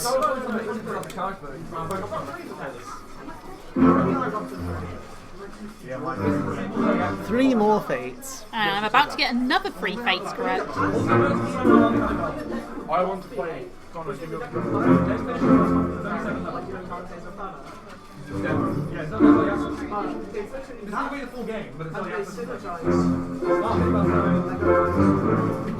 getting there. Now, do you remember who gave us this book in the first place? Henry Evans? Right. No, wait. He yes. was the one that wrote the book, right? Yeah, which means he survived. And he said he said he was in Morocco, which is in Africa. Which means anyone who was on the boat with him at the time is also in Africa. Oops. Sorry about that.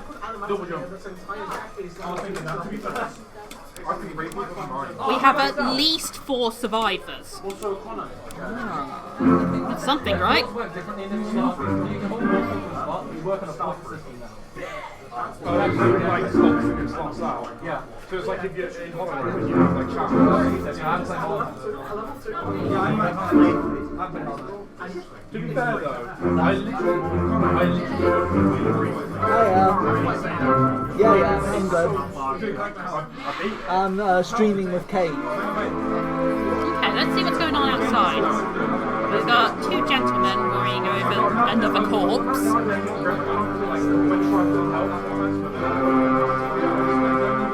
And these 2 dudes just sitting there. I've been good, thanks. These dudes look ethnic by the sounds of things. We'll figure out who they are in a few minutes. I think this is the dude that got crushed by the Kraken in the gun deck.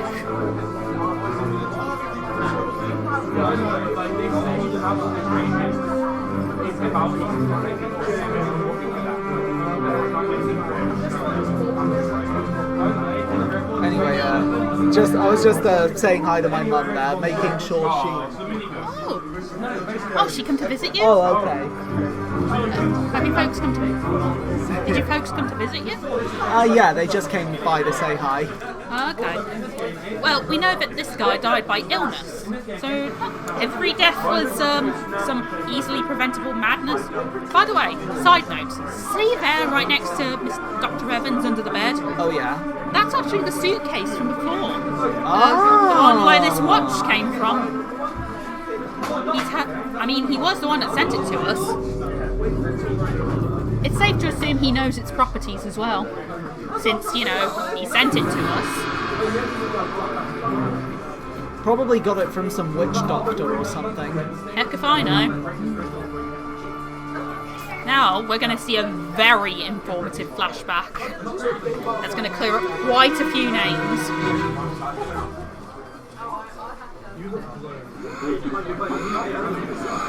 Stop your cheating. I think that's Russian.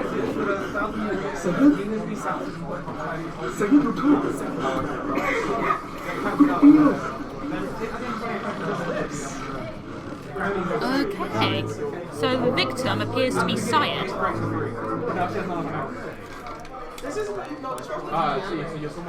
Syed.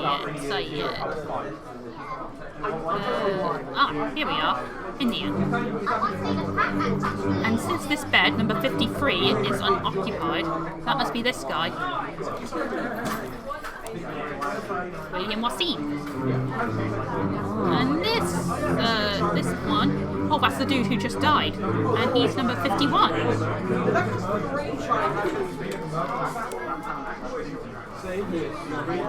And that leaves, he must be the only Indian crewman left. Abraham Akbar. Abraham Akbar. Very informative.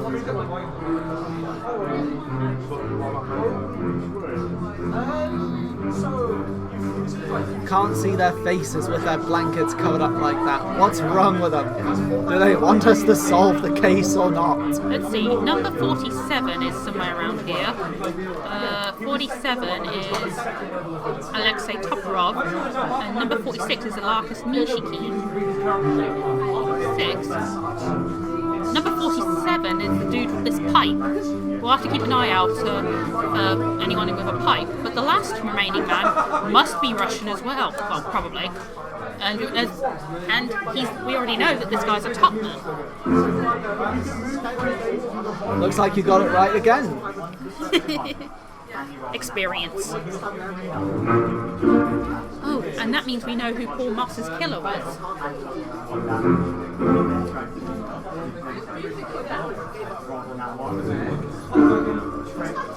Was crushed by a terrible beast.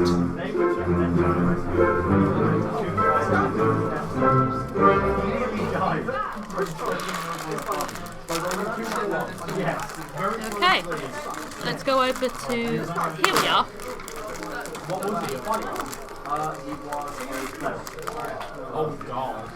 Easy peasy. Gingerbread man? No thanks. Do you know the mushroom man? Sorry, Jay, is that That's okay, yeah. I'm just laughing at the Shrek reference Laura mentioned to me.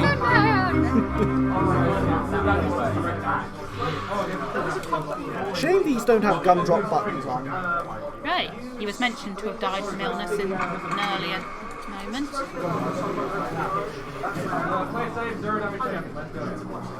I'm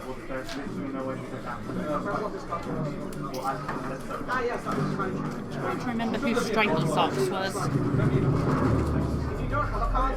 Spider crab design is kind of what Gigantamax Kingler. That's the long legs. I think that's based off the spider crab. Nice. Judging by his attire, he's probably a seaman. Are there many other seamen left? Loads.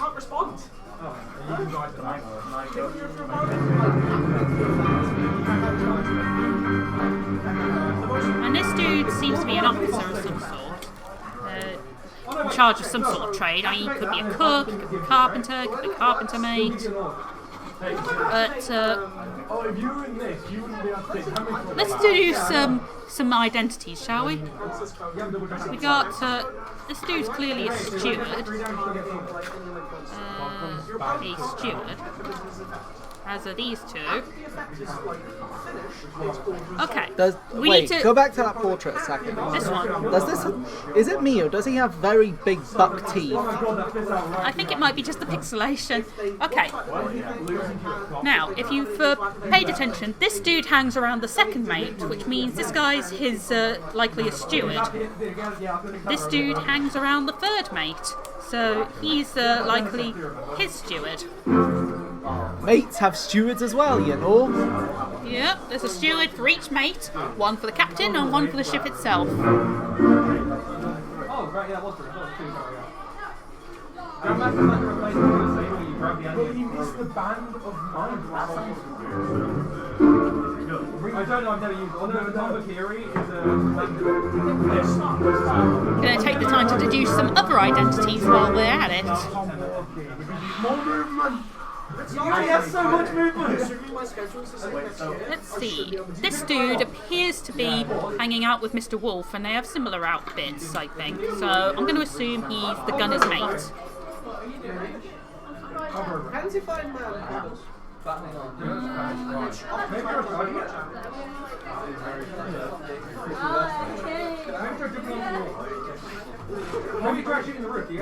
Okay, judging by these pictures, it's this guy who has the stripy socks. Or rather, this guy is clearly stripy socks. So I'll keep an eye out for stripy socks. Yeah, that's what I call him. Let's see who else we can ID. Stripy socks. That could probably be his actual nickname. That's what I call him. It helps me remember the how to ID him. Formosan royalty. So they were transporting royalty, were they? Apparently. Actually, I might as well. Excuse me. This dude hangs about with the Chinese folks quite a bit, so... And hey, you two, guess what? What? In Cooking Mama, the first yes game, I'm going to make 4 kids' favourite food. Just joking. Oh, yeah. I don't know what they were thinking with that. Okay, this is one of the Russians, so he's a seaman, considering the only Russian top we've seen. And this guy's also one of the Russian seamen. So we can deduce that much. We can deduce that much.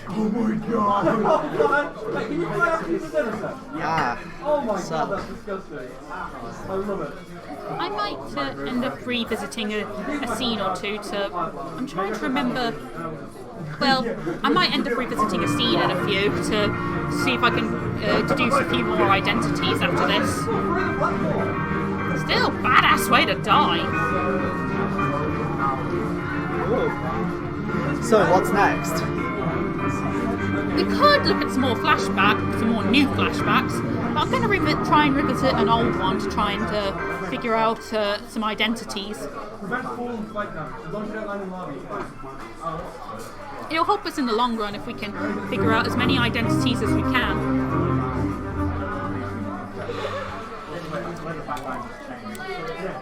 He was actually speared. Yeah, there it is. Speared by a terrible beast. Still though, he was awesome. Mad respect to you, whoever you are. Well, you can't I get my words out. Anyone who is about to die but then takes their enemy with them, that's kind of a badass way to go out. And that clears chapter 6, Soldiers of the Sea. And you got all of them.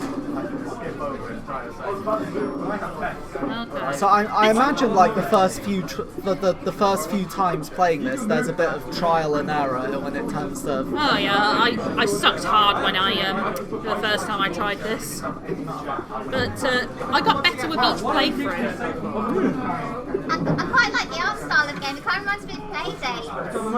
Playdate? Yeah, Playdate. You know Playdate games? I haven't. I don't think I've heard of that. Just search on the internet and you'll find out. It's an upcoming console with a prank. I'm going to make gratuitous use of the bookmark feature.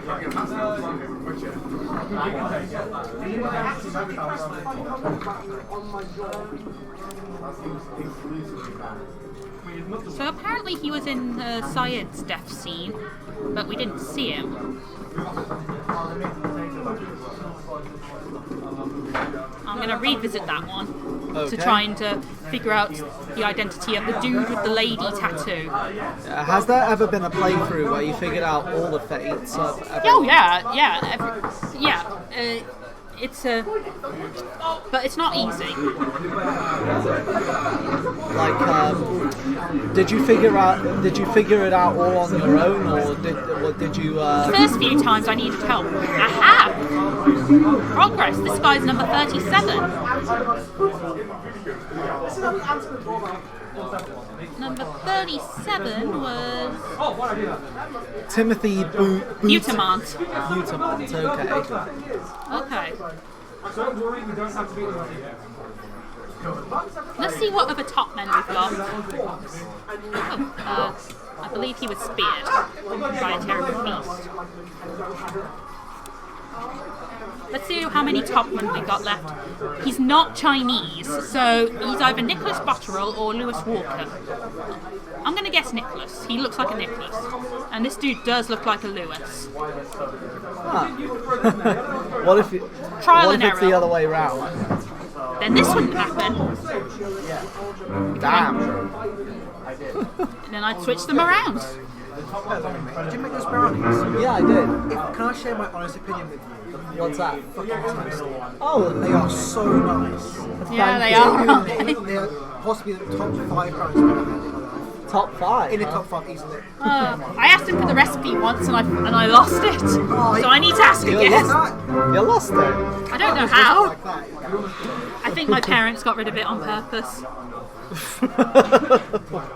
I can kind of see that. Yeah, I made brownies for everyone just to help us stay awake. Let's remove these bookmarks. Who else can Thanks, man. Who else do I need to seduce? Deduce. Did you say deduce? Yeah, I accidentally said my words. What is deduce exactly? What flavour is it? Let's see. Who else? No need to.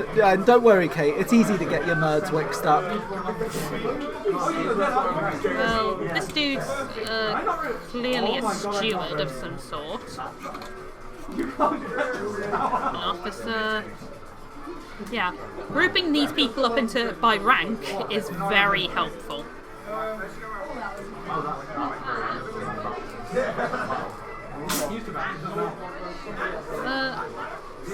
Okay, next I'm going to figure out where Stripey Socks here can be found. Let's see. Stripey Socks can be found. 10 minutes. I'm going to back out of this flashback and then figure it out. Actually, is this it?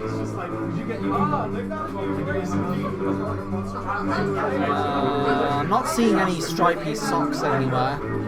Yeah, number 50. Oh gosh, what am I like? Number 58 is. Patrick O'Hagan. Yeah. Number 56.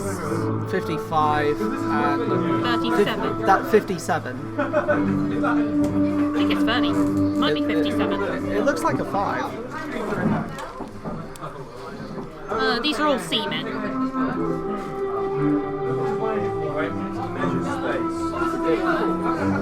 Oh! Aha! Found it! Stripey Socks! Ah, he's number 39. Undo that bookmark then. 39. Stripey Socks. Jay Zhang. I'm sorry if I'm mispronouncing that one. Okay, that leaves 2 more Chinese folk. That leaves these 2. They're both Chinese, so I can say that for sure.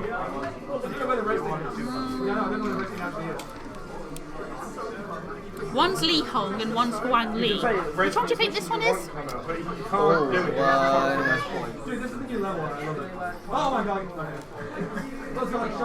Which is which? I'm gonna guess this one's Li Hong. That was gonna be my assumption too, yeah. And I'm gonna guess this dude looks like Huang Li. But we don't have enough fates right yet to figure this one out, to have confirmation. Once we completely solved one more fate, we can get to work on that.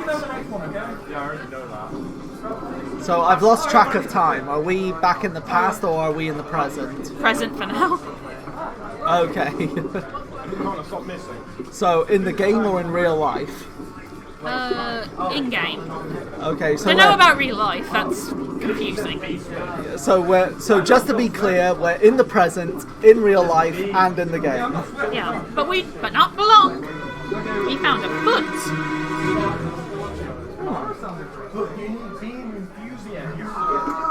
Keep pressure here.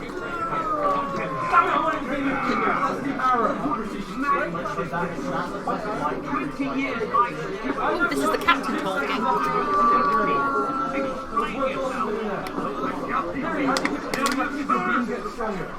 Everything carries a curse nowadays. You're never ever satisfied, are you?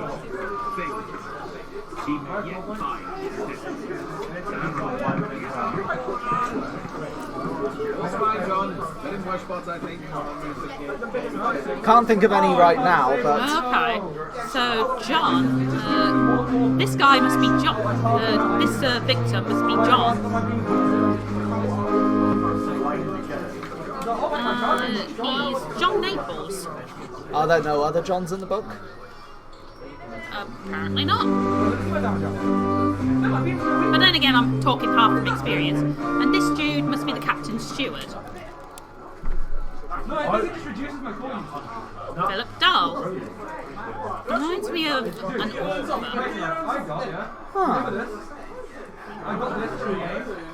We've still got 2 stewards left to identify. But do you want to hazard a guess on one of the stewards? Okay. This dude must be John. No, that's a mate. Stewards. There we go. Zungi Sathi. Yeah, he looks foreign. Zungi?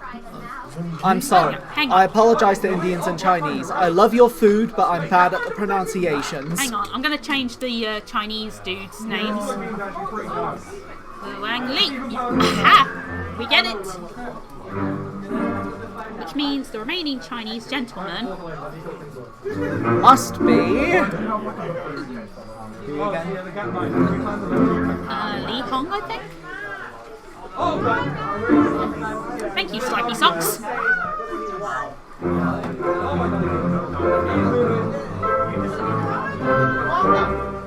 Oh, we're more than halfway through, and we're getting there at lightning speed.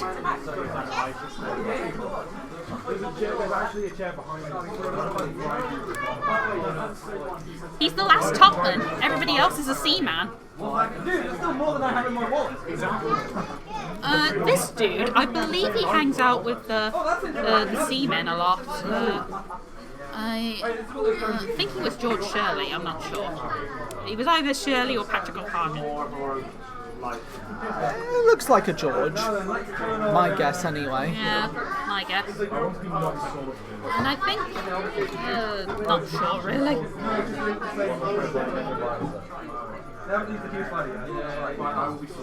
But we'll find out soon enough.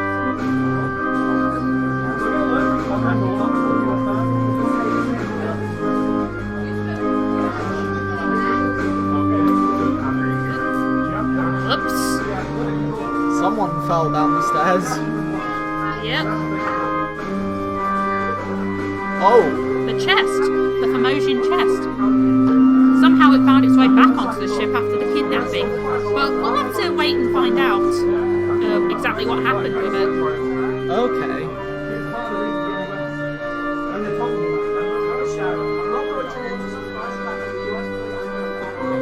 Looking in the background is really helpful, don't you think? And as is revisiting fates after the fact.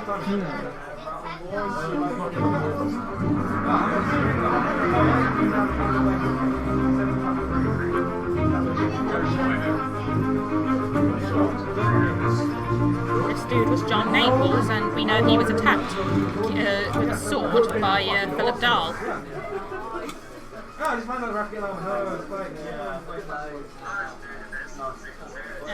Where's this? Oh, there he is. As a matter of fact, I'm not confident that this is George Shirley.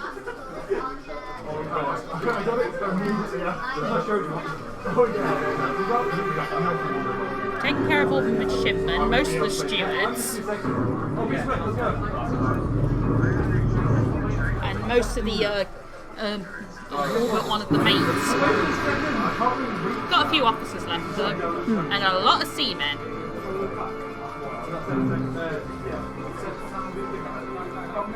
And about 2 passengers.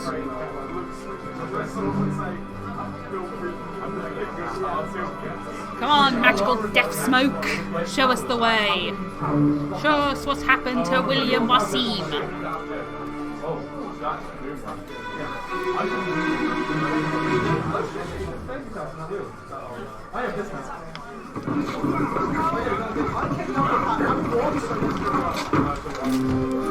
Oh! Not comfortable. What the heck? He fell down the stairs, we can say that much for sure.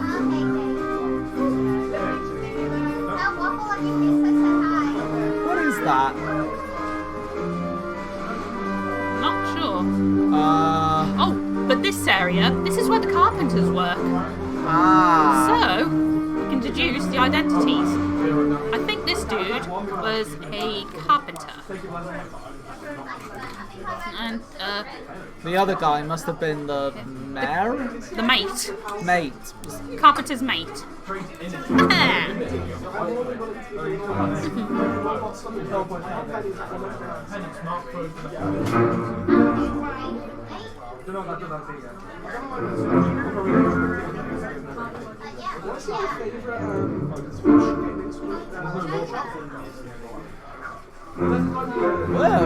We're doing surprisingly well. We're flying through this. Yeah, it's just gone past 25 to 9 by my watch. I think we'll have enough time to. Finish this. Yeah, if we keep going at this rate, yeah, definitely. So this game, like, you'd have to really like put in a lot of brain work and time for this game, but yeah, you're really good at this sort of thing. The first time I played, I completely and utterly failed at figuring out people's identities. The second time I failed, I opened up some hints on how to learn identities. And from the third playthrough onwards, I figured it out by myself gradually. I've gotten better and better at it each time. This guy fell down the stairs. I'm still trying to work out what that thing is they're carrying. We'll find out soon. Why can't I find out now? It's not long, trust me.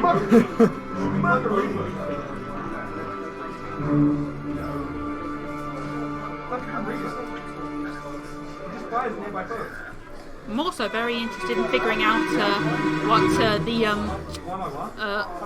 what happened with the second mate's mutiny. Move the boats astern. Watch your footing.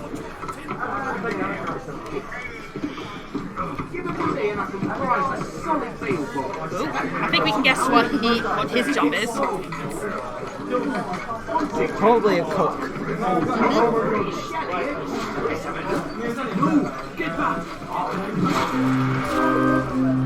You got distracted by a shell. I think we can. Oh, not this guy. It was this. No, this guy. This guy's our victim, and he's clearly our cook.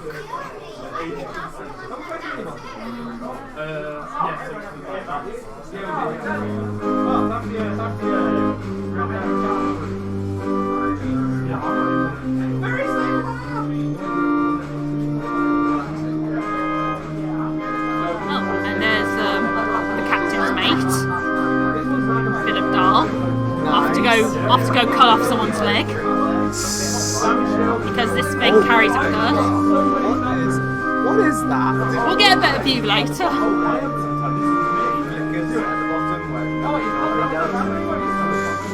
It's spiky, whatever it is. It looks like it's kind of flailing around.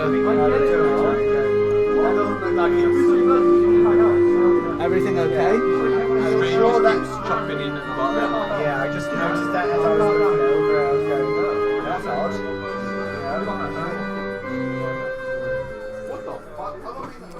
Okay, it looks like something's going on up deck. It looks fine at the moment. Yeah, I've just rejiggled the HDMI.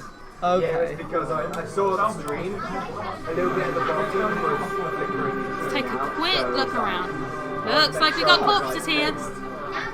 Oh, there it was again. I see it.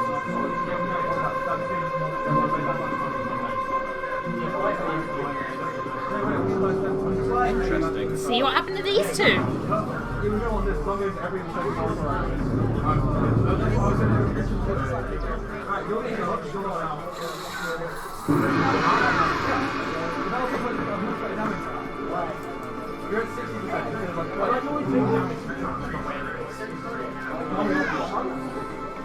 Oh, great, this boss again. Go.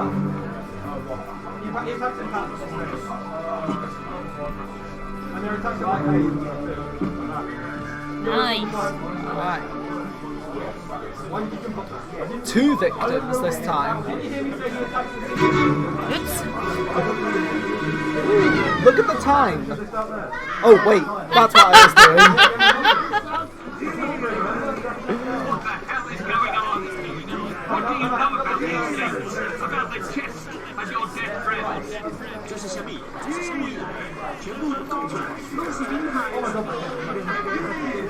The shell must be protected. Oh. Okay, so all this happened because we took a shell? We'll see.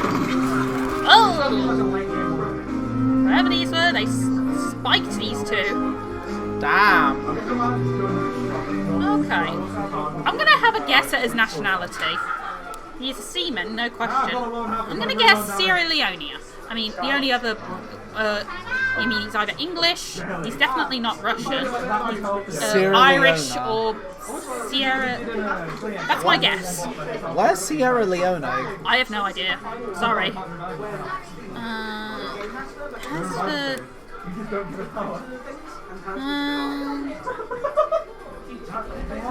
I'll have to revisit that.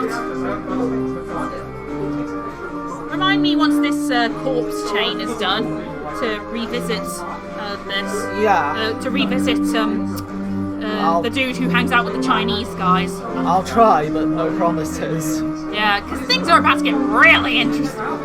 It's about to get just a little bit more interesting. The next flashback, I might just be able to show you what these things are. The last of the 3 terrible beasts to plague the Obra Dinn. Well, aside from the people, but...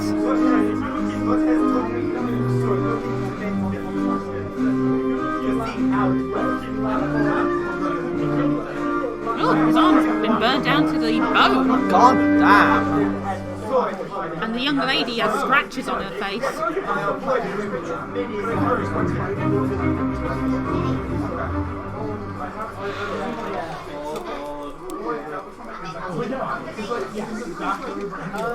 Oh, wait a second. What do you think about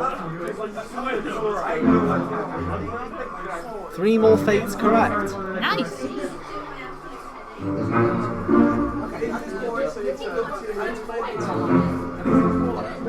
But it's also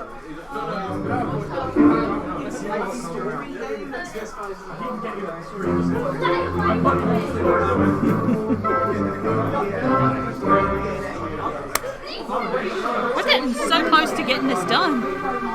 How many more left are there? Hard to say, but there's still a good chapter that we haven't done yet, not counting the one that Mr. Evans is keeping from us. Going out on a limb here, maybe 12 at most. You can count. If you want, I can count it. Let's see. We've got 1. Well, we got 1. Well, people to identify or deaths to solve. Fates to solve. 1, 2, 3, 4, 5, 6, 7, 8, 9, 10, 11, 12, 13, 14, 15, 16, 17, 18. Okay, 18 left, right. So that's less than a third. Not bad for 2 hours and 45 minutes. I'm hoping to No get... way. Is that right? Or is it? I think it's probably been about 2 hours. Well, I was actually. You know what? Yeah. Given that you only started streaming a little after you got here. Yeah. So, you know what? 2.5 hours, shall we say? Come to a compromise. Something like that. And I'm hoping to be done by the 3rd hour. Ahoy! Wait! Don't shoot! I have treasure! I yield! This is the treacherous second mate, Nicole's. Killed by the last Formosan. Justice! Wait, what's that? We'll get a better view in the next flashback.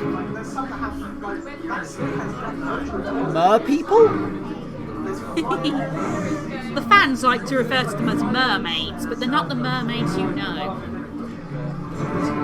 I knew Atlanteans were involved.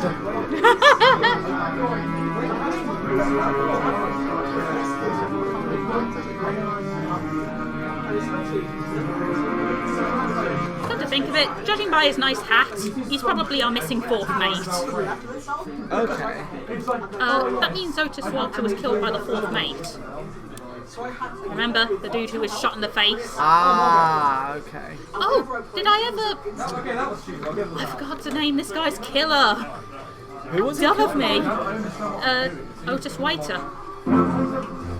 You must have been right there. So okay, so that's 15 left. Yeah.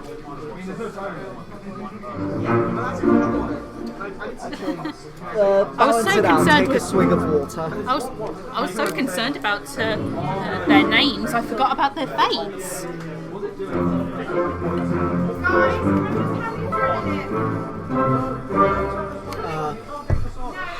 Julian's currently on the phone, live, on BBC Hereford and Worcester. So when he comes in, and we go, well, you've all got to go, okay? Alright. You got a bad track record. Sorry about that. Oh, hang on, I'm just going to check a few more. It's live, you've all got to go, hello? Okay, this guy's, we've already established he's a steward, and he hangs out with the, he hangs out with the 4th mate. So he's the 4th mate steward. I've got to get on Twitch. I've got to get on Twitch. Jesus Christ. Okay, who haven't we named yet? Let's see who we haven't named yet. This guy? Okay, he's one of the Russians, I'm sure about that.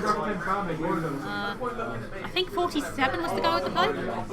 Or he's either got the pipe or he hasn't. As for the other 4, there's Alexander Booth, Patrick O'Hagan, George Shirley and Samuel Peters. Peters clearly died early on in the voyage, so I think we can discount him for a while. Has something to do with the ropes, and Lars Lind was present for it. I'm going to hazard some guesses, okay? Actually, wait. I'll wait until we figure out who hangs out with the Chinese dudes.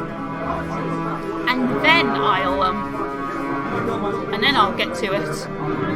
Are you walking on the water now? I am Jesus. Follow me and I will guide you.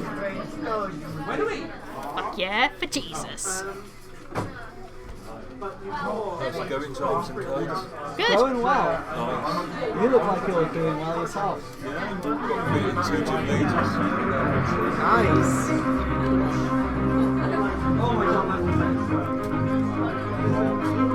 So what exactly is that game about? Basically, we're figuring out how all these people died. Right. Mostly investigation then. Sort of. It's got plenty of supernatural, and it takes place in the 1800s on a boat. Okay. By an unknown passenger. One of the Formosians. We need to figure out who the last 2 are. Such as this guy, whose arm was apparently burned to the bone. Still, Nicole's got what he deserved. He killed the lady tattoo guy.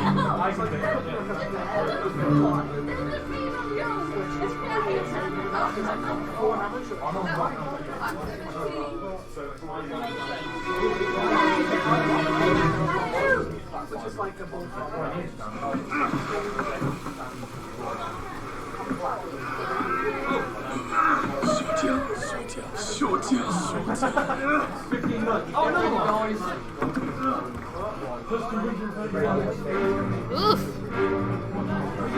It looks like he burned to death, but we'll have a better view of the mermaids in the next flashback.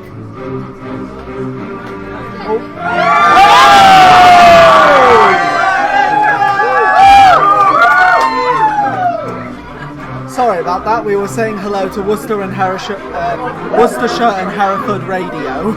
Yeah.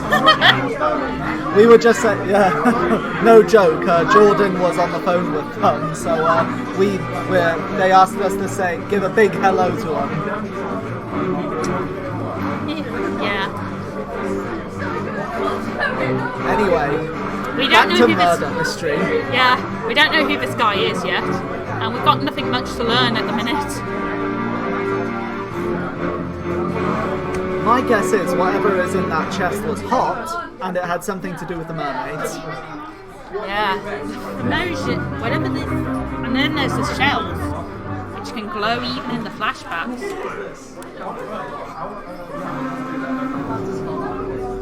Let's see what happened to Miss Lim.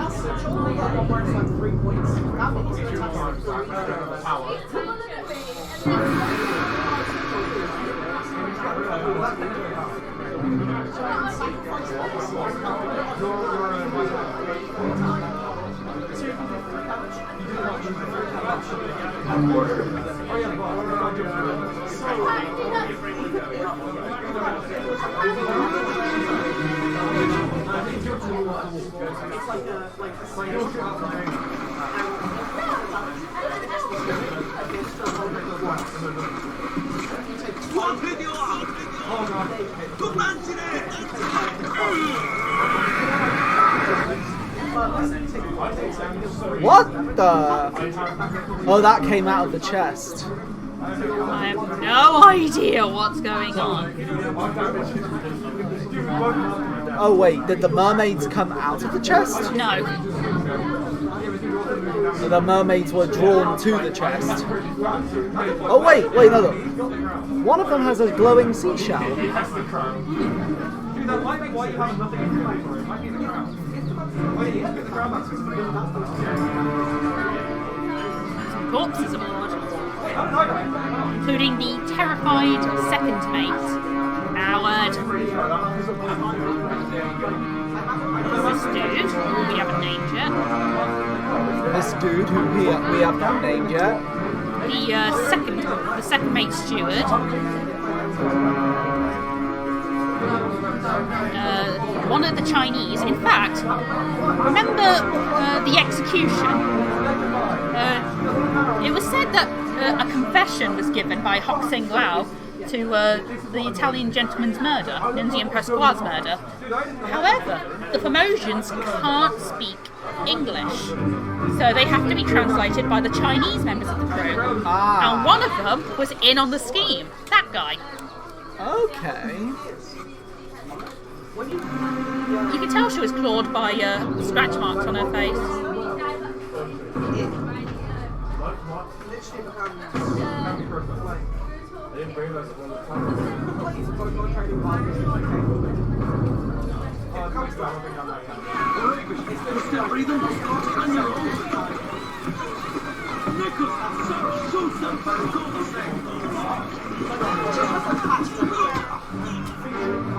Okay. Patrick O'Hagan was on this. Wow. Take a look. One of them's pulling this dude with the pipe down.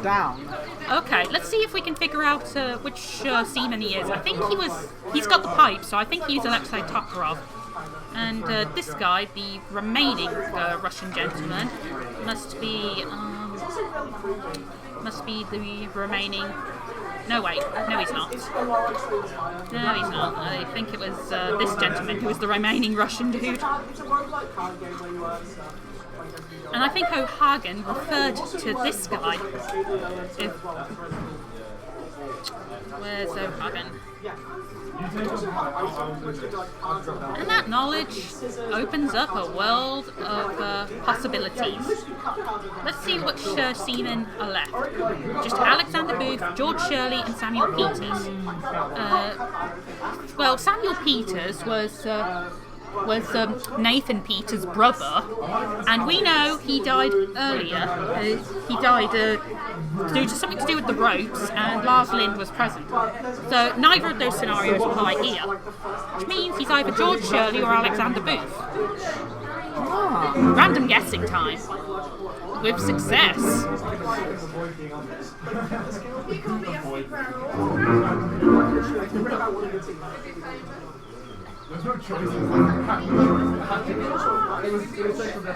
We're so close. Oh yeah, boy. So that's what, 9 left now? Something like that. Let's just double check the remaining crew members. And then this one must be George Shirley. That just leaves the 2 Formosan passengers. And, oh yes, this bearded gentleman that Nathan is talking to, who is clearly a seaman. I think we've named almost everyone. Okay. Oh, damn, she bit him in the neck. Claude, I think. You're fine. This guy was dragged overboard. This dude was speared. And I think he's the victim we're investigating now. This dude was also speared.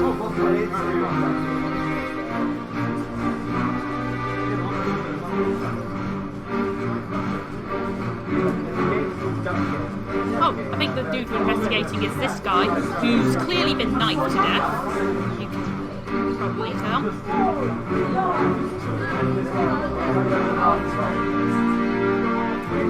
Oh, that means we're almost done. We've ID'd almost everyone. We just need to figure out their fates.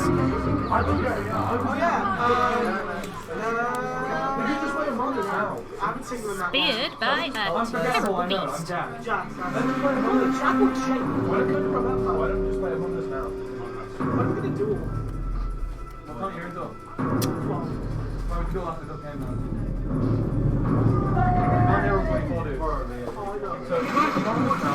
Keep rowing! Test. Okay.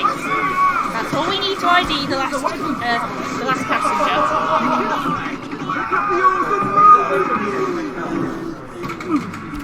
Ugh. Oh! Right through the neck. God damn. And this dude's getting pulled overboard by one of the mermaids. Okay, so this dude has just been referred to as Beng. It Beng Sia. That means that this gentleman is Chio Tan.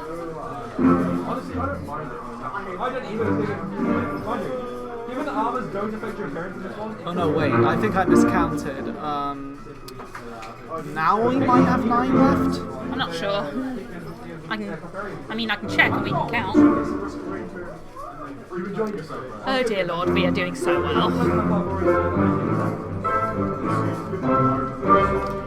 No, I think we might, I think we might have 6 left.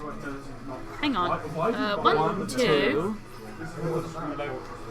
Duck game upstairs is set up 3, 4, 5, 6, 7, 8, 9. Okay, yeah, you know what, 9. Gotta keep my brain active. The ladies of the deep.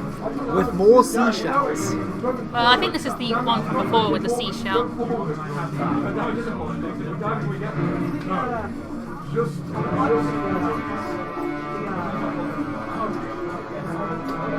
You know, the 2 crew members who were pulled overboard, I mentioned this earlier, but there's an interesting fan theory that the 2 members the mermaids pulled overboard may have become the crab riders. Ah. That's a fan theory, though there's not much evidence to prove it's true or not. Okay. Yeah. Apparently, if we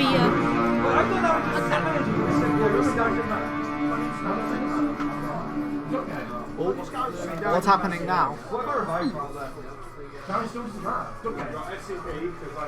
The world is ending, that's what's happening. Well, their world is ending anyway. Savage. I think he was speared. Yeah. Yeah, he was speared. I mean, I know in some mythologies, mermaids do actually drag sailors down into the ocean instead of helping them.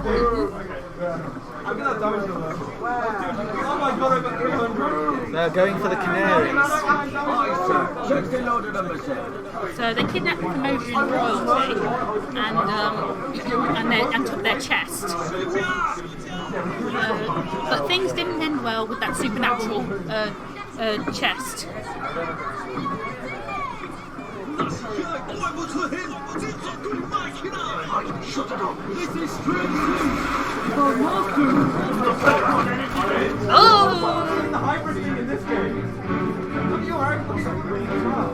These mermaids are crack shots. Damn. Did she spear 2 of them? No, she came close to it, but not quite.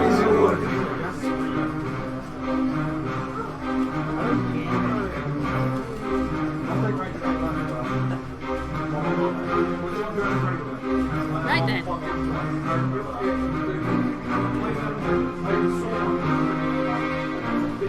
Alright, so what are you investigating now? I'm just taking a look. There's not much to investigate now.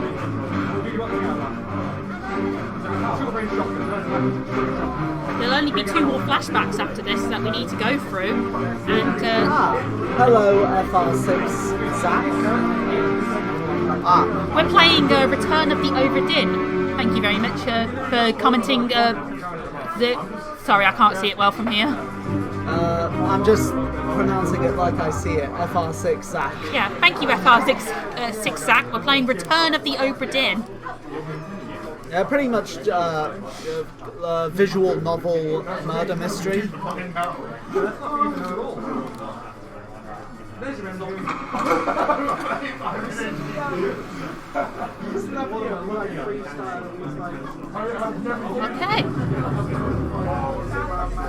Where is he?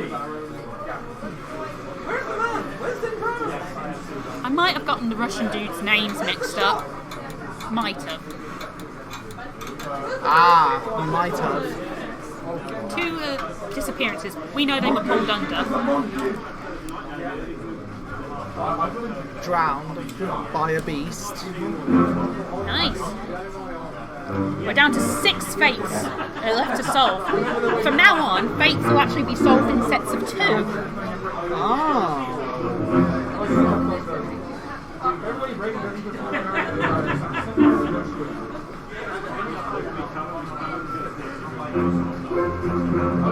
Your name's Zach with a H, okay. So I'll remember that next time you make a comment. Anyway, that just leaves 6 more left now. Yeah? Okay. Let's go by the list. Start with a gun by Game-A-Thon, the passenger was. Martin Perot's fate is currently unknown. Philip Dahl's fate is currently unknown. Samuel Gilligan was speared by a beast. I don't think we... I get it right. Alarcus Nishiki was drowned, I believe.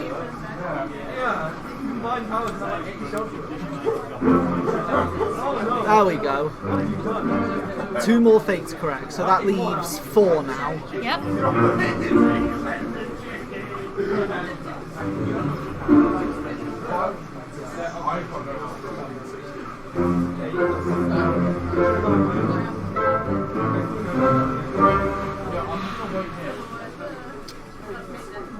Okay, let's review the passenger list.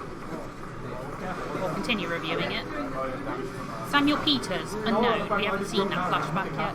So we got left. What we got left are Samuel Peters, Samuel Samuel Peters, Gilligan. Sam Gilligan, Philip Dahl, and Hang on. Oh, hang on. I remember now. He wasn't speared by a beast. Stupid me. He was knifed by that dude. Sorry. It's Bengsia. How could I forget that? Anyways, we just have to find out what happened to Samuel Peters, Martin Perot, and Philip Dahl. I'm amazed you have all this committed to memory now, to be honest. I've played this game a dozen times. I believe... Oh, there are flies coming from this. There's a body in the wine barrel? How awful! The wine will go off!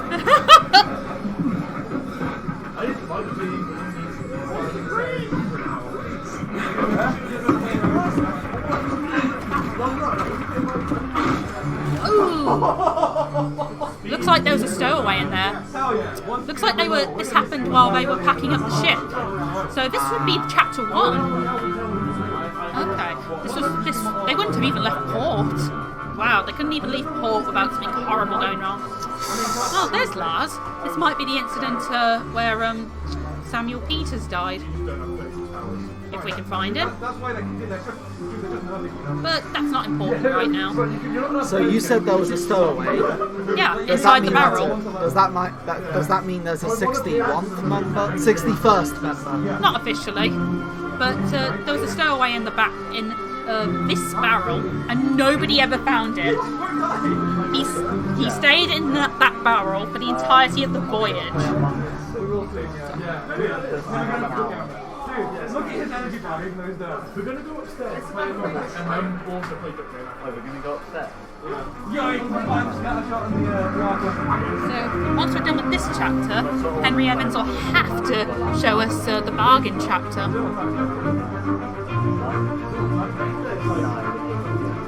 Dude, I've got a lot of land version of you.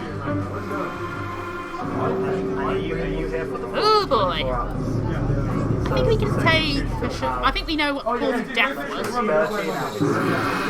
And since it involved ropes and Lars Lind was there, I think we can safely say that this is Samuel Peters' death. He was the very first crew member to die on board, and probably the only one to get a decent funeral, considering they hadn't even left port yet.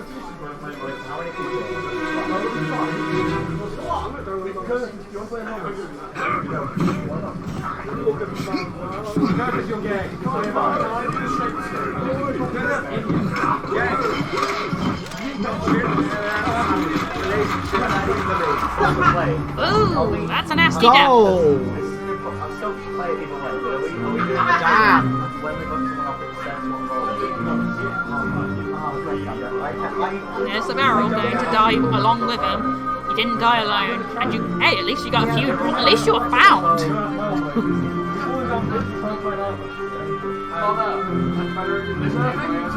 Yeah, this is pretty much the last flashback until apart from the bargain.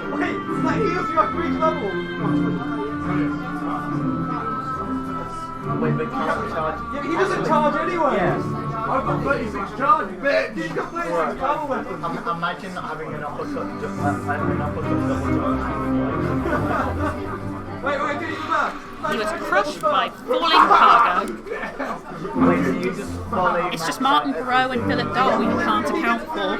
All currently solvable fates. That seems Remember, there's a chapter missing, as I mentioned. Ah. So that's probably where we'll find out what happened to Martin and Philip.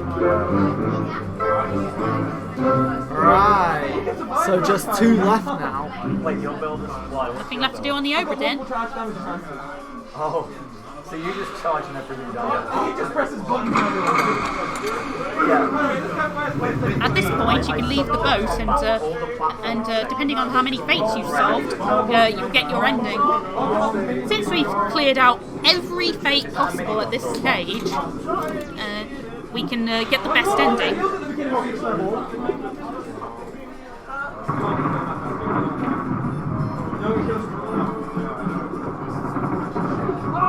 Yeah, I think you're gonna die. Get there somewhere! Storm coming! Finish your business and climb down here! I was in. I saw. Remember, you can see the current power. Who hell? Oh, what hell? Alright then, a moment, guys. The game I've just God damn it, how long were you up there? I don't know how to entertain myself for so long. No, I mean, what's the password and the internet? I do love this view. But alas, we must be off. Do we finally get to see the shiny? We'll never get to really see it, but we can figure out its significance soon. Very soon. Yes, Oh, it looks like February about that way. Oh no, it's 240 plus. wait, isn't he going to be really laggy? Man, it's 38% in! Yeah? I'll be here all night, we still got a while. Keep on talking about like half the size of this game I'm playing now. It's had like 5 minutes. Oh. In fact, it's taking even less than that. I'll take like... Dude, this is my mobile has like 5 times the screen the internet.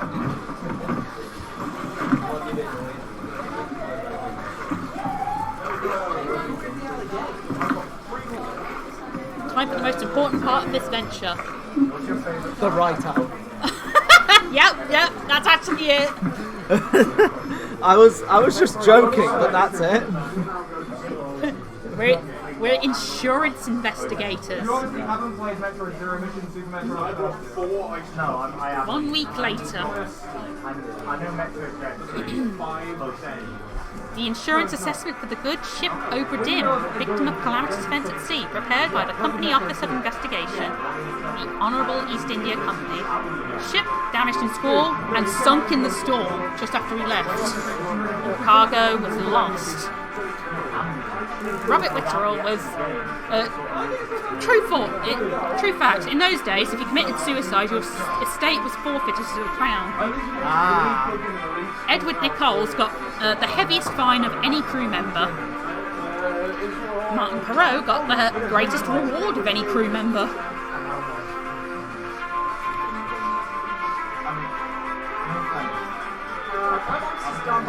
This isn't too terribly interesting, so I'll just do it like this.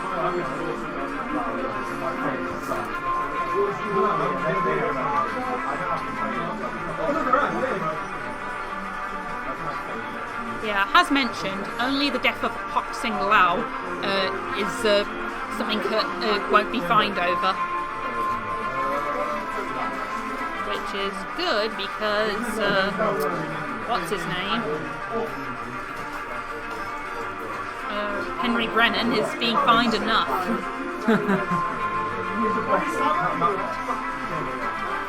Oof, that's a lot of money, especially for the 1800s. On behalf of the Honourable East India Company, I certify all statements as accurate and declare this matter closes in its entirety. Even though we don't know what happens to like 2 of the crew members.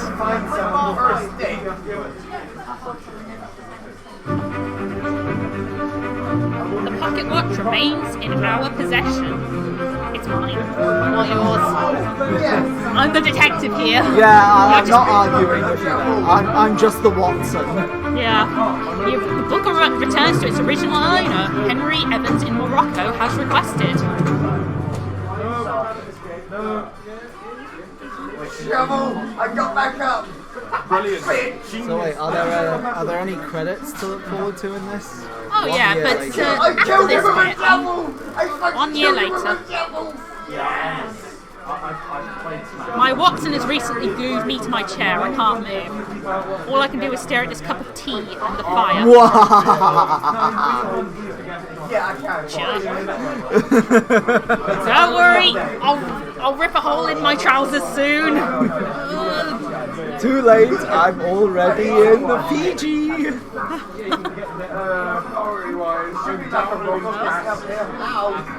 Can't really hear because of the background noise, but but our housekeeper, slave, is actually talking to someone. I got rock.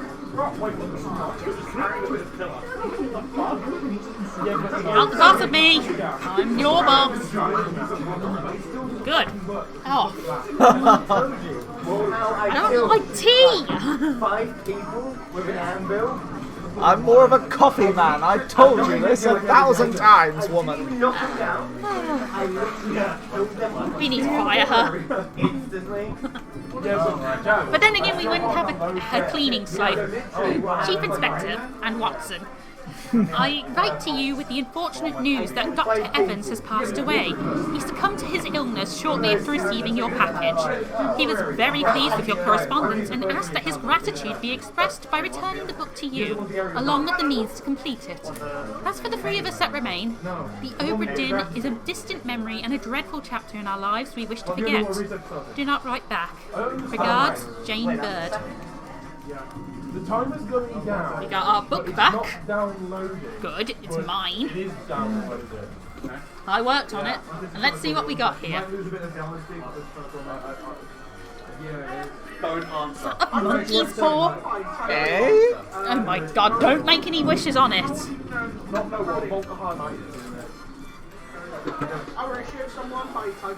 Oh yeah, didn't this work on a cow earlier? That's true. So it works on monkeys.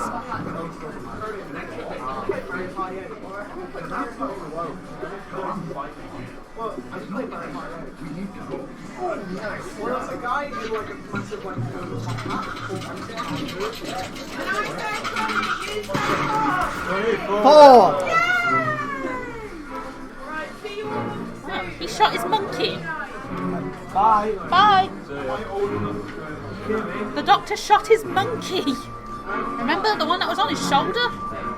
Bastard. Although we wouldn't have ever been able to get in the lazarette. The lazarette located right where my footsteps are now. It was sealed off and we couldn't get in. 20, you say 4. 20. 4. 20. 4. Oh, there's Martin Perot. There's Philip Dahl. So they both got shot. No, not exactly. We'll see. Let's just say the captain is awesome. That's all I'm giving you. This tale belongs to you now. Finish it. Henry Evans. Time for Chapter 8. Bargain.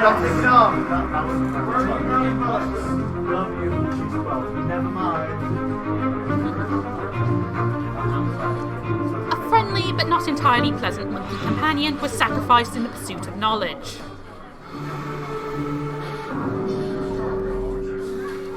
See what happened to you, Martin, the best crew member. I mean, he was given the greatest amount of payment for good reason. A third chance. The captain did some more. Leave it. Help me lift this.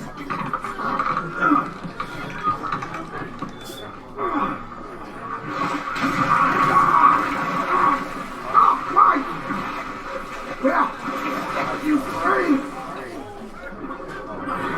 Give it a shot, Steve. Do it! Hoist it out. To the main deck. Throw it over. You know, his voice kind of reminds me of Tommy. Lock the door. When you leave. How so? Really? It just sounds like how when he does his gruff voice during D&D. Oh, okay. I'm not sure why. It just sounded like that. I can kind of hear it now. You pretend.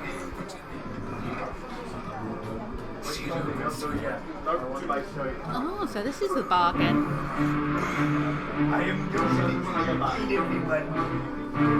There's the mermaid. And it's got the shell, which is shining. Do you understand the significance of the shell at sea now that you were always commenting on? Yeah. That was the mermaid seeing the Obra Dinn home before it sank. Okay. It kept its promise at the very least. Never mind. Though clearly not in the way Mr. Perot intended. I mean, only 4 people escaped alive after all. Though you can't really blame the mermaid for that. Yeah. What are we playing? Chivalry 2. I have no clue what that is. It's a medieval. He was spiked, I believe. So that's just one left now, right? One person whose death needs to be explained.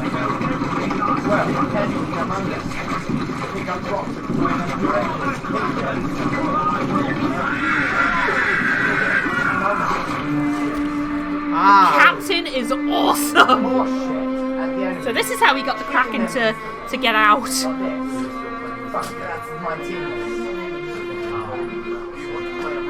So he got speared? Nope, he speared the mermaid. Oh. Considering how many people they killed, yeah, that's impressive. Even if they're caged. So, there were 3 mermaids. 1 escaped alive, thanks to Mr. Perot, the 3rd mate. And it looks like the captain killed the other 2 and threatened the 3rd one into submission to save his crew from the Kraken. Badass!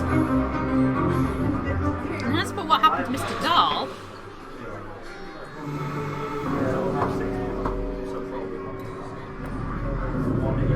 so there were 2 bargains in this, really. Call it off, Daniel.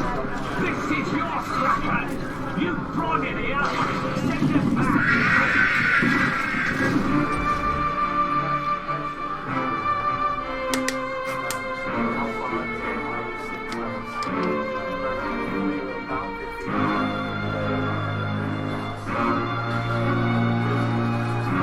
His hand was also... Look, can you see his hand? Yeah. The one that's holding the shell. Ooh. One who hazard a guess as to his cause of death. Stabbed. Spiked. I mean, look at his hand. Burnt. The one holding the shell. I have fucking horse. Well, it's the next death we'll see anyways. And now, we'll be approaching the final flashback.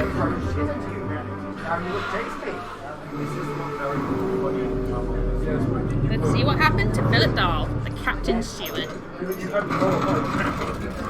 I did. Now I'm going to rest myself. I put myself in stock. I have a bloody food and I'm not putting it on. This guy is hungry. I am the original model. Some of the about attempts at a version 2 is ginger. I don't know what It sounded like it's getting burned off. Like what happened to Ibn Sia.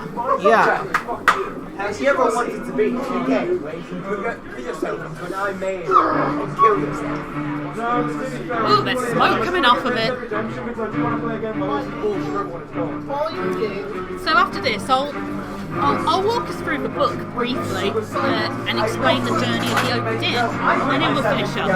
Right, okay. So they can kill me! I'm taking a chair Take a chair out of the school. I'm sorry, but you cannot use a stool, and that is in your hand. No, it's in my mouth. I have no fucking clue. I don't know. Why not change your own? Jack, you're not someone here. There's one right in front of you. Jack. Where is my 5G? There's one right in front of you. Jack. Yeah? Just saying, I do have like just over 30. Yeah, I know. I'm about to reconnect my internet. So I'm fucking right. Stop complaining. There we go. Well done. All the fates correct. Nice. Connor just stayed for the whole night. Yeah, it's not good. Where is my 5G implant? We know what happened to every single member of the Obra Dinn. Yeah, we'll go do that after. And this little death tarot card, the tarot card tally is complete. I'll take us through a quick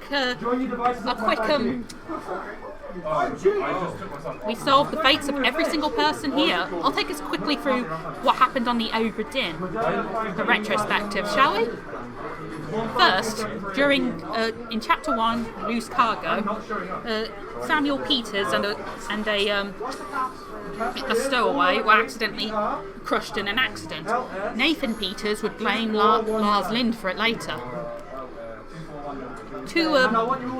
In Chapter 2, Bitter Cold, two of the Indian gentlemen were killed by illness. In Chapter 3, Murder, this was when the third mate's evil plans came into fruition, and when things really started to go to hell. It's kind of his fault, really. He killed Nunzio Pasquale, stole the promotion chest, framed Hoxing Lau, and killed Timothy Butamartin while he was escaping. In Chapter 4, The Calling, all of his mutineers were killed, along with the Formosians he kidnapped. Edward Nichols, the mastermind behind all this, was killed by the last remaining Formosian. In Chapter 5, Unholy Captives, they brought the mermaids aboard and the Formosian chest back on. And then the mermaids started killing people. And Philip Dahl went mad when he saw it and killed John Naples and got himself locked in the lazarette alongside the mermaids, trying to stop them.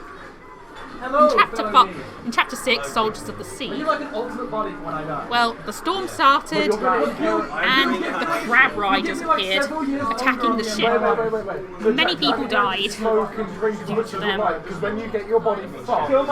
but they were ultimately able to kill the 2 crab riders. In Chapter 7, The Doom, after Nathan Peters took his revenge on Lars Lind, the Kraken attacked. Many people died.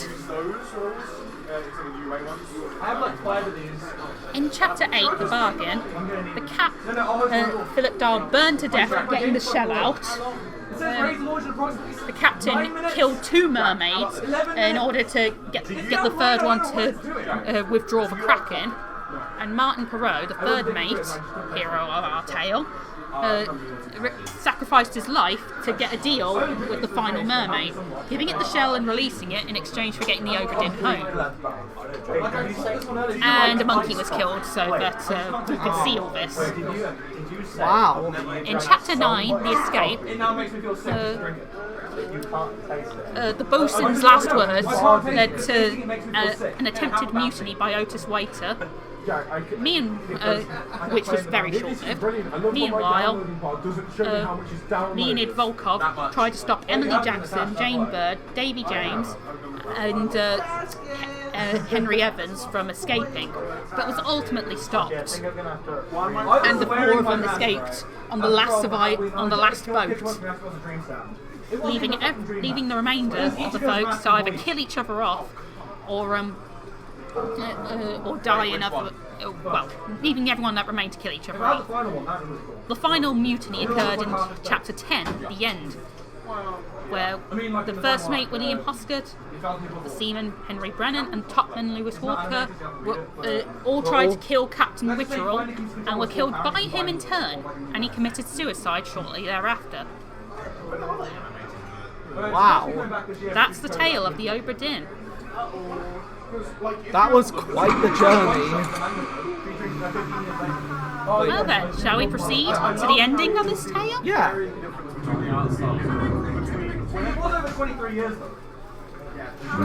Thank you so much for watching, everyone. Yeah, and it was a pleasure to be co-commentator with this journey. I mean, Kate's the one who's really good at this stuff. I'm the kind of guy who, I doubt I'd be good at these sort of games, but I like to see other people do it. Well then, while the credits are rolling, and we get this nice end little captain. What do you think of this amazing journey? It was a very interesting one. I mean,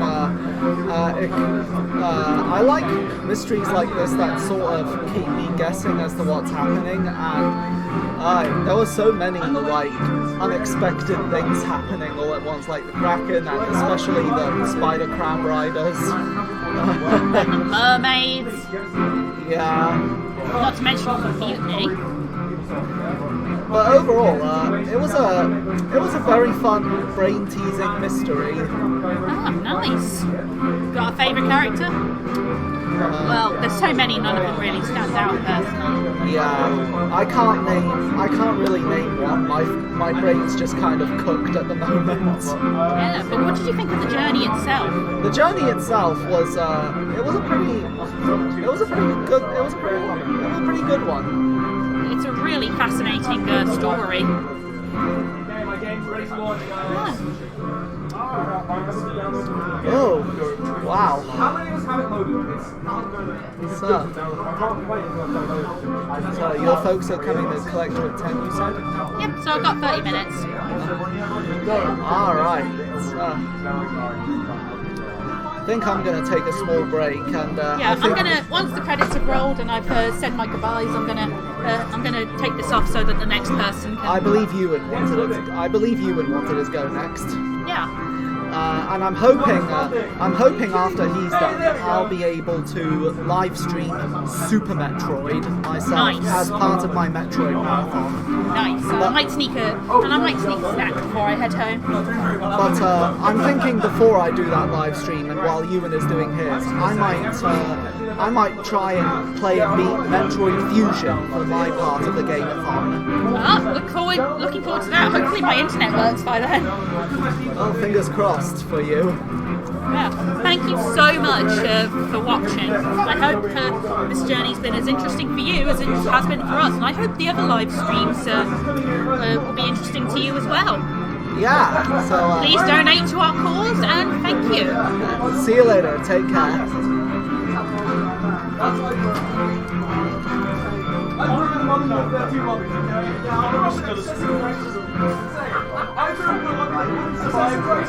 I